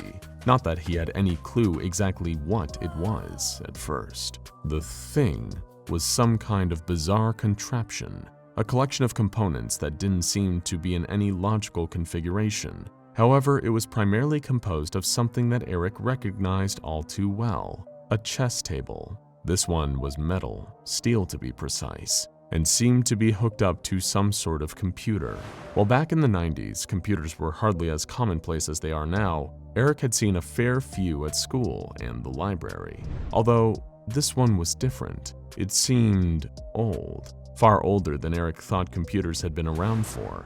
As far as he knew, they'd only really come to prominence in the mid-80s. But this computer looked like it predated even that period. Noticing another part of the contraption, a large steam engine with the words, "Manufactured by Maudsley, Sons and Field, established 1840" engraved on one side, made it seem that this whole device had been around since the Victorian era. The next part that caught his eyes was the chess pieces themselves, each one standing neatly in its place on the board. They looked delicate, intricately carved from some smooth substance. For a moment, Eric toyed with the thought of how they could even be made from bone, noticing how each pawn, knight, rook, bishop, king, and queen were all about the size of a human finger bone. He dismissed the idea. Nobody would ever do something like that. Eric grabbed a sheet covering a large component hooked up to the mess. Lifting it away in a swift pull, it unveiled what was sitting beneath, a full suite of 18th century samurai armor. Eric looked closer at the embellishments on the surface of the pauldrons. He was no expert on feudal Japan, but it looked authentic enough to be the real thing, if not a very close approximation. Taking a look at the collection of oddities all tethered together in his father's lab, a certain detail of all his chess research came to the forefront of Eric's mind. The armor that had given it away. This was the samurai, or at the very least, a crude homemade version of it that his dad had put together. But if it worked, it was also something to practice against. It didn't take Eric long to start tinkering with the contraption, trying to get it to work. All the while, the question of why his dad owned such a thing kept drumming up noise in the back of his head. Had Brian built it, or was this the original made by that Russian chess prodigy? Was this machine the reason that Eric's dad possessed such an unbeatable skill at chess? And would using it give him the edge he needed to best him at the game and earn his father's respect? After what felt like hours upon hours of trial and error with a machine he could barely comprehend, Eric seemed to have cracked it. As far as he could tell, the steam engine powered the whole contraption and could be set to 5 different speeds, labeled on the side in Roman numerals. The power from the engine was then fed to some kind of sophisticated mechanism that was within the suit of samurai armor, allowing it to move, and what appeared to be a series of electromagnets that moved the chess pieces and kept them on the board. Flicking it onto the 3rd highest of the 5 speed levels, the machine whirred into life. The sound of creaking and grinding of metal filled the lab. Kneeling opposite, Eric went to make the first move, only to stop himself. It wasn't that he changed his mind about practicing against the samurai, but because of the speed he'd set it to. Determining that the settings might have correlated to difficulty levels, Eric figured that if he really wanted to get the most rigorous practice, to really hone his chess moves, he needed to commit fully. Reaching for the dial, he turned the device up to its 5th and highest speed, then made his first move. He pushed one of the bone-colored pawns forward by a single square and waited.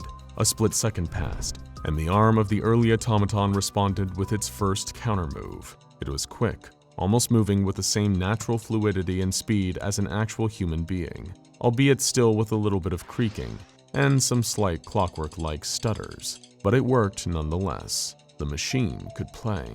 The tension over the first game was palpable, forming a layer of sweat over Eric's forehead. Every whir and tick of the machine gave the impression that they were playing with a stop clock timing each of their moves, adding to the urgency. Despite this, Eric Matthews tried his best to stay calm. This was practice after all, a dry run, not the inevitable game he'd play against his dad. With every move he made, his heart drummed against his ribs, uncertain he'd made the right call. Each time the robotic hand cruelly knocked over one of his pieces away, Eric felt a surge of frustration, but told himself to quell it. He kept focused, using what he'd researched to adapt and respond accordingly to each of the machine's moves until checkmate. He'd beaten it. He might have lost everything save for a knight, a rook, his king, and queen, but he had won. Trapped without anywhere else to move on the board, the metal finger of the automaton conceded the game, knocking over its own king in resignation.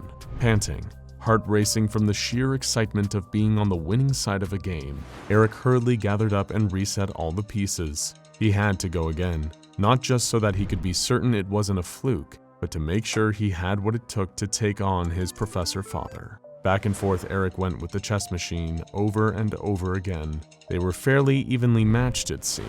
Eric won the second game, only to be best on the next two, but it was sometime afterward, he had lost count of exactly how many rounds later, that things started to change. Maybe it was the age and condition of the Victorian-era chess computer, the natural wear and tear stopping it from functioning properly, but Eric noticed that the samurai started to make moves that were illogical, that practically offered him the upper hand with no discernible strategy behind them. Then its movements became flat-out illegal, disregarding the directions and number of squares each different piece was allowed to move. Before long, it was moving them erratically around the chessboard, refusing to cooperate and forcing Eric to call an end to the day's practicing. Unfortunately, it wouldn't be the end of the unusual things that would happen that day. "Did you send me that weird email?" was the first question Eric's dad asked him when he returned home, looking noticeably under the weather. Confused, Eric said that he had no idea what his father was talking about. Professor Matthews then went on to describe what he'd received on his work computer. It had been an email, with a file attached to it named Shachmati, a word in Russian that translates to chess. Embedded in the email below, although it had taken a long time to load, being opened on a 1990s computer, there had apparently been a photo as well. "It was rather odd, Eric," Brian went on. "Quite unnerving, to tell the truth. Black and white, all sort of distorted and stretched, but it looked like two young girls, one grinning and the other screaming. I've been feeling, well, not quite myself since I saw it." With that, Brian excused himself, stating that he'd been suffering from headaches and a high temperature, and as a result needed to go and lay down. It wasn't like his father to get ill, Eric thought. But of course he had no reason to assume it was anything serious. Probably just a spate of fatigue after a long day of teaching at the university. No cause for concern. If only that's all it was. Within a few hours, Brian was completely restless, so unable to sleep that simply taking a nap was impossible. He kept calling to Eric, complaining of the sound of childlike laughter coming from somewhere in the house, but his son hadn't heard anything. By the time the sun went down, Eric was trying to calm his dad down through a rush of intense anxiety that gripped him. Brian had been claimed to be hallucinating, seeing the warped faces of two girls that frightened him half to death. It was getting late, long past the time that they usually played chess together, but for now Eric's mind was focused solely on helping his dad. For a while he seemed to be able to calm his father down, only to realize Brian wasn't settled at all. He was awake, eyes open, fully conscious, but wasn't responding at all to Eric asking if he was alright. Instead, the accomplished academic just stared blankly into space. Eric had been up all night, exhausted, worried for Brian's safety, and completely clueless about what was happening to him. After a while of being non-responsive, his dad seemed to regain a little bit of lucidity once more, but his behavior was erratic. "Take me back to work. I need to get on my computer," Brian demanded of his son.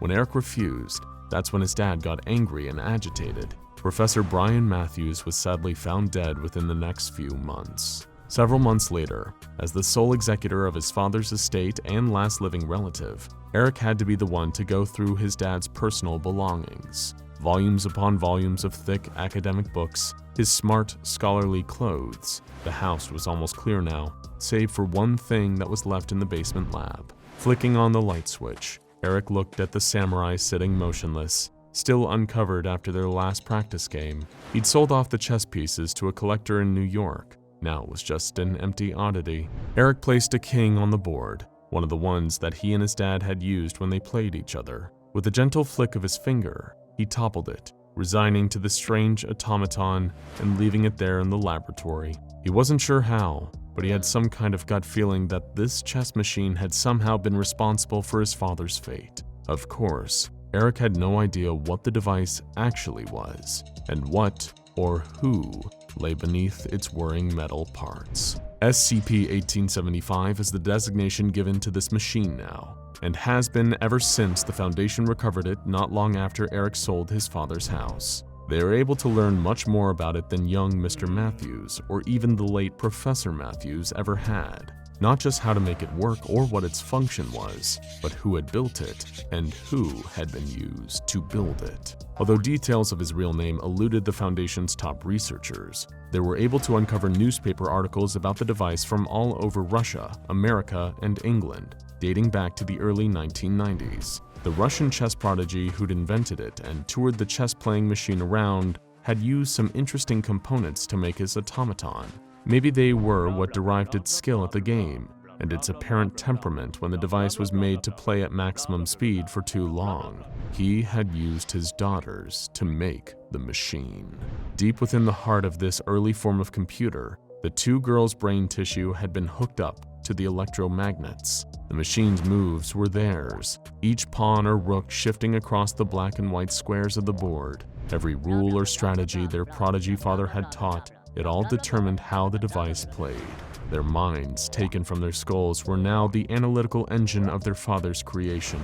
The bones of their fingers he'd carved into chess pieces. Over the coming weeks, the Foundation naturally ran their usual slew of tests on SCP-1875, playing multiple games of chess against it. Every time, they increased the machine's 5 levels of speed, until it started behaving erratically while on the highest setting. Shortly after, every member of personnel working on SCP-1875 received a bizarre email. It contained a file named with the Russian word for chess, and a photograph of the stretched, distorted, smiling, and screaming faces of 2 young girls. Faces that you might be seeing very soon.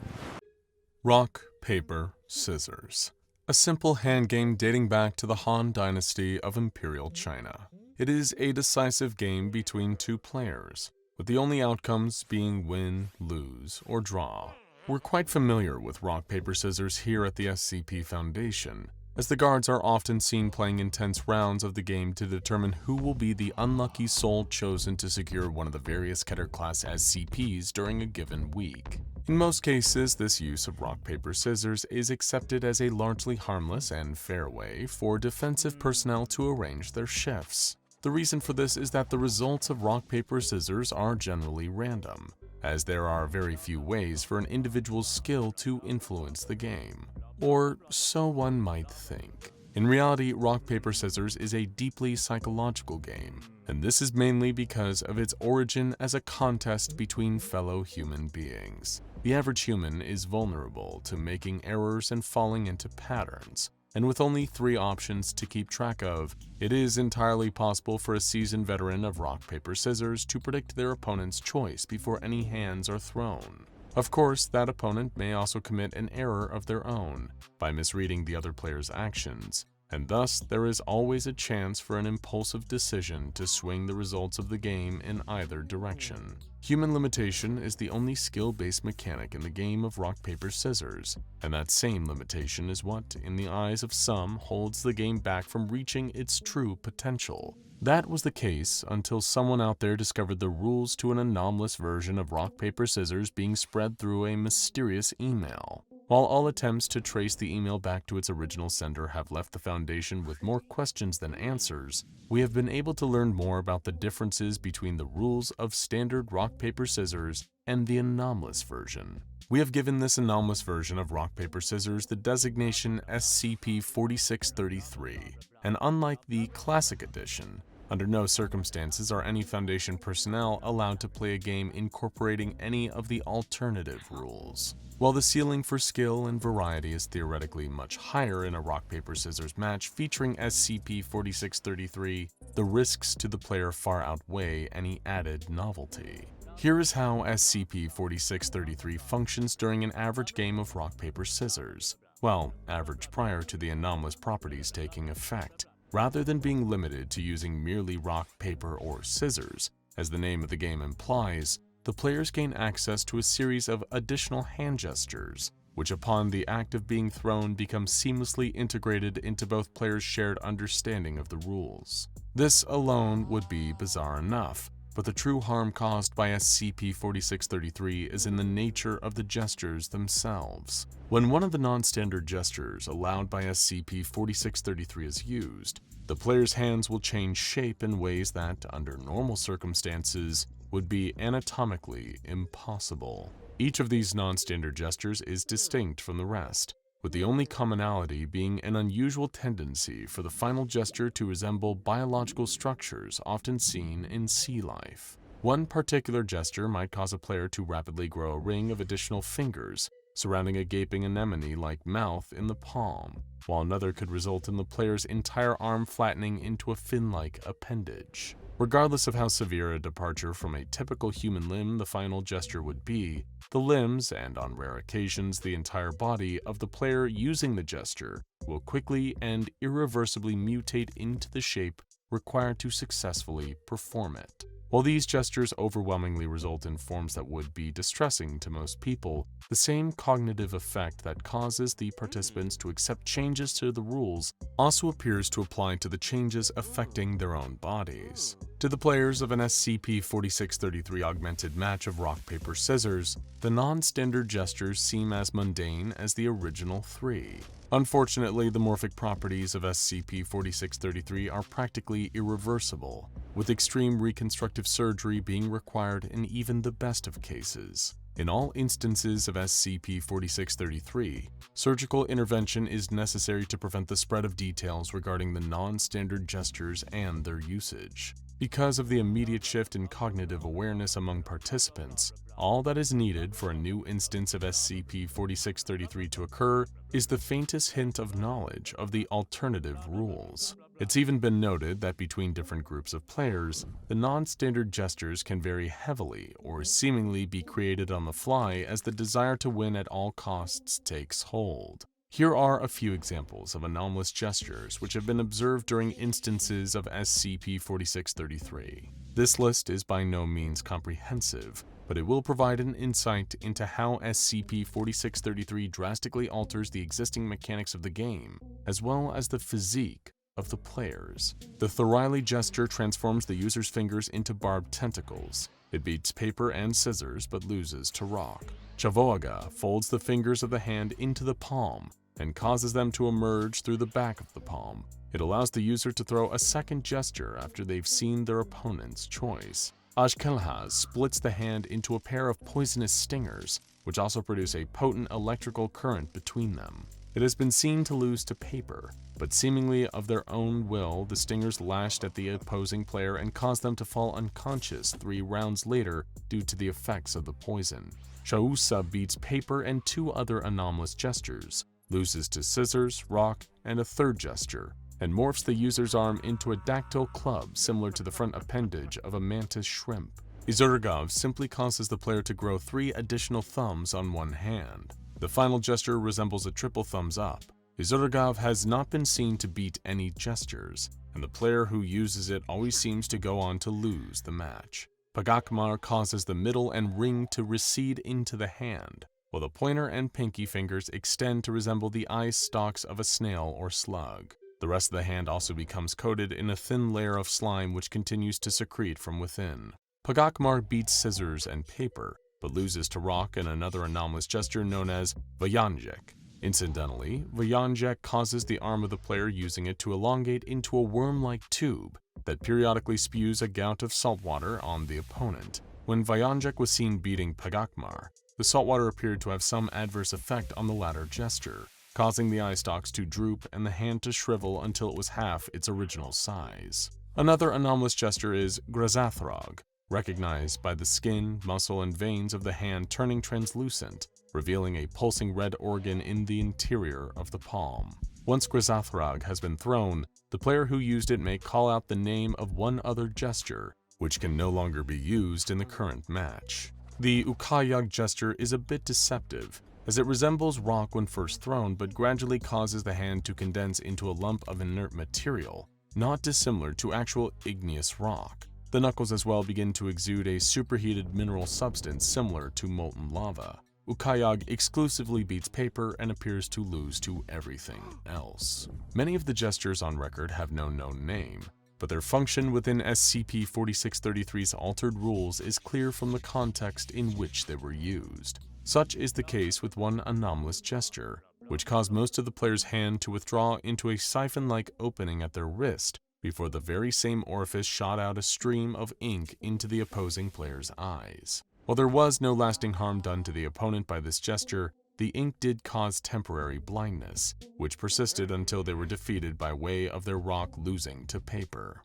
Another unknown gesture has been seen beating both Izurgav and Ukayag. This gesture makes the player's hand resemble the crest and gas-filled body of a Pacific man-o'-war. These examples are only scraping the surface of the seemingly endless possibilities that SCP-4633 has to offer. As you can see, the anomalous hand gestures can be just as dangerous within the game itself as the permanent changes they invoke in the user. While the Foundation has done its best to contain all information surrounding SCP-4633, there have been clear efforts by several unknown groups to push the game into continued usage. Over the past 3 decades, instances of SCP-4633 have seen increasing popularity in the world of high-stakes gambling. Perhaps it is because of the inherent thrill of watching 2 opponents trying to strategically outwit each other with a countless number of non-standard gestures, but more likely, it is part of the anomalous effect of SCP-4633 that the game would appeal to those desperate to risk everything on the slim chance of victory. This neatly brings us to the SCP-4633 related incident which occurred aboard the private ocean liner known as the SS Fateful Emma. Before the incident, the Fateful Emma would sail into international waters twice a year. Each time it would bring along a new group of passengers, seemingly selected from the underprivileged and downcast sector of society. A great many of these passengers were convicts with repeat violent offenses chosen from supermax facilities the world over. The process by which these inmates were chosen for a voyage aboard the ship was not dissimilar from the methods the Foundation uses to acquire new Class D personnel. Naturally, this was how the research team was able to be tipped off about the Fateful Emma. It became apparent soon after looking into the ship's career that the individuals altered by the effects of SCP-4633 had been seen departing from the ship on multiple occasions in remote island harbors. Most of the time, the individuals would also be, to the best of their ability with their metamorphized forms, carrying briefcases filled with hundreds of thousands of dollars in cash. While witnesses tend to write off the strange appearances of those affected as being the result of a deformity or injury, or in more pronounced instances dismissing the encounters as sightings of creatures from the local mythology, it was clear to anyone familiar with SCP-4633 what was truly going on. These passengers were being made to play pitched games of rock, paper, scissors featuring SCP-4633 for massive sums of wealth, and what was worse, the grand prize winners were seemingly being released back into civilization without the knowledge of law enforcement. Of course, what the Foundation was most concerned about was the potential for the large-scale leak of detailed information involving SCP-4633. It seemed that the Foundation's latest faceless enemy had revealed itself. Whatever wealthy group of individuals was pulling the strings behind the games aboard the SS Fateful Emma, it was very likely that the ship was also well protected by a private army of trained mercenaries. In a display of swift but necessary initiative, the Foundation assembled a brand new mobile task force to be dispatched onto the ocean liner. Mobile Task Force Row 52, with the fitting codename Rochambeau. The Mobile Task Force would board the vessel secretly and use whatever means necessary to prevent the spread of SCP-4633 and any evidence of the associated non-standard hand gestures. Before the Fateful Emma's next voyage, the Foundation isolated the port where it would depart from and made sure that the MTF agents were in position. The operation was co-captained by Agent Dubois and Agent Zhang, both of whom prided themselves on having extraordinarily good luck. Agent Dubois would stealthily move the majority of the agents under his command into the cargo hold below deck and await Agent Zhang's signal. Agent Zhang himself would assume the name and identity of one of the criminal passengers, who was intercepted before boarding by the mobile task force. The would-be participant was subsequently detained and brought into the Foundation as a Class D personnel. As the SS Fateful Emma began to leave the harbor, Agent Zhang joined the other passengers who had been gathered together in an enormous function hall. There was little indication of when the games would begin, and Zhang made an effort to keep a low profile until more information was available. Shortly after the ship had officially arrived in international waters, an eccentric man entered the room on a walkway that overlooked the rest of the passengers. He was flanked by a pair of armed bodyguards. It was plain from the man's style of dress and demeanor that he was both absurdly wealthy and completely out of his mind. He wore a pure white tuxedo and a scarf that seemed to have been made from the fur of a Siberian tiger. A pair of dark shades with sequin rims obscured his eyes from view, but by far the strangest aspect of the rich man was the fact that emerging from the wrist of his right arm was the eyeless head of a moray eel where his hand should be. The man spoke, addressing the entire room. "Welcome, passengers new and old, to the SS Fateful Emma. While you are aboard this ship, your fate is in your own hands. Over the next 24 hours, you will have the rare opportunity to play the greatest game of chance that humanity has ever known. Generations of people from every continent and every walk of life have given their all to the mastery of rock, paper, scissors, across, north, black, //sis." The man proceeded to speak unusual syllables for the next minute straight without even a pause for breath. In his report, Agent Zhang described the man's voice as gaining an increasingly loud hum as his speech continued, and that some of the syllables didn't seem to be the product of human vocal cords. He soon concluded his string of gibberish and resumed speaking intelligible language. "As is customary, we will be utilizing the Iljesh Toi rules. You will begin by selecting a single opponent and challenging them to a best of 2 of 3 match. This is a single elimination tournament, and any competitors who cannot otherwise continue to engage in matches will also be eliminated. By the end of your time here, the luckiest among you will be named the undisputed champion of these games, and will be granted unlimited freedom, along with the cash prize. The rest of you will have to determine your own fates, for you all know what awaits you below. May your hands be ready, your minds be sharp, and remember, winning is everything." With a flourish of his moray eel hand, the wealthy man finished his introductions and promptly exited the room. Agent Zhang looked at the passengers surrounding him and saw that they were already beginning to play rock, paper, scissors with each other. A few had already begun using the anomalous gestures, warping their limbs into hideous subnautical shapes. Agent Zhang gave the signal to Agent Dubois and the rest of the mobile task force to begin the operation. Their target was primarily the moray-handed man, as well as any other close associates that he had on board. They would capture him alive and interrogate him into revealing the mystery behind this illegal gambling ring. Once the mercenaries were dealt with, Agent Dubois' team would further command the ocean liner and navigate it to SCP Foundation Research Site 45 to await further orders. As for Agent Zhang, he knew what he had to do. To buy time, he would participate in the ensuing rock, paper, scissors tournament and eliminate as many of the other players as possible. This, he believed, was the best way to minimize the number of anomalous gestures that would be used aboard the ship. Of course, he himself wouldn't be using any of the anomalous gestures either, opting to limit himself to the standard 3. This could put him at a severe disadvantage over the course of the competition, but Agent Zhang knew better than to tempt fate. Still, being eliminated seemed like something he may want to avoid. Even though the consequences for elimination were left vague in the strange rich man's speech, he still didn't feel that it would be wise to put himself in a compromised position while aboard the fateful Emma. Bracing himself for the worst, Agent Zhang accepted the challenge of a nearby passenger. He was off to a promising start when he threw a scissors hand against his opponent's paper. Because the matches were best 2 out of 3, all he needed was to win one of the next 2 matches, and he'd survive this round. Then he saw the devious look on his opponent's face, and he knew that this match was about to get weird. Rather than admit defeat, Agent Zhang prepared to throw scissors again. The two challenged their hands, and just as Zhang had feared, his opponent threw an anomalous gesture. Almost instantly, The opponent's hand took on a multi-mouthed piscine form, which began to spit sharp teeth in Agent Zhang's direction. Fortunately, the agent's bulletproof vest was able to withstand the impact of the teeth. What was even more fortunate was the fact that the opponent seemed to be a good sport. "Scissors beats Azravok, you win," said the other passenger before walking away in search of their next match. Curiously, the passenger's transformed arm continued to fire teeth across the room at random intervals, occasionally hitting and causing injury to one of the other competitors. Agent Zhang was grateful that the body armor he was wearing had been tested to withstand rapid fire from SCP-127.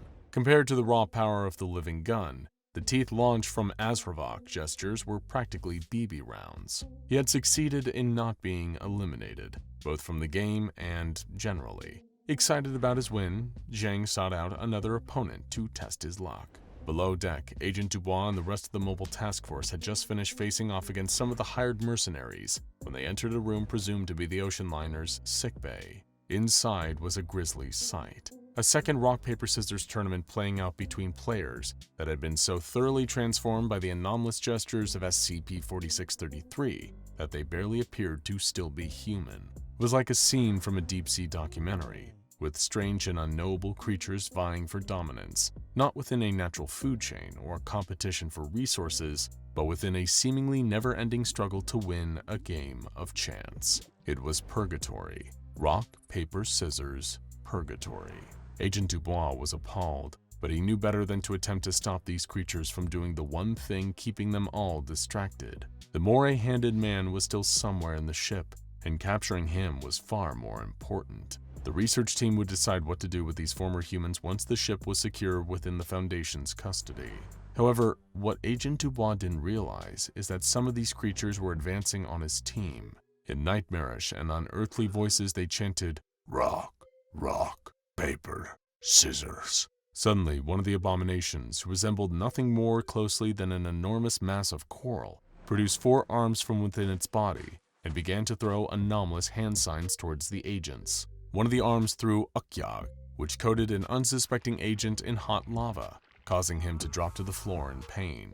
Panicked, Dubois ordered the task force to eliminate every living thing in the sickbay, although not in the sense of their tournament standing, of course. Meanwhile, Agent Zhang was on a win streak in the function hall. Through sheer luck and determination, he had managed to avoid elimination while eliminating several other passengers himself. He began to notice that those who were eliminated were quietly escorted away by the bouncers, seeming to have their anomalous changes treated.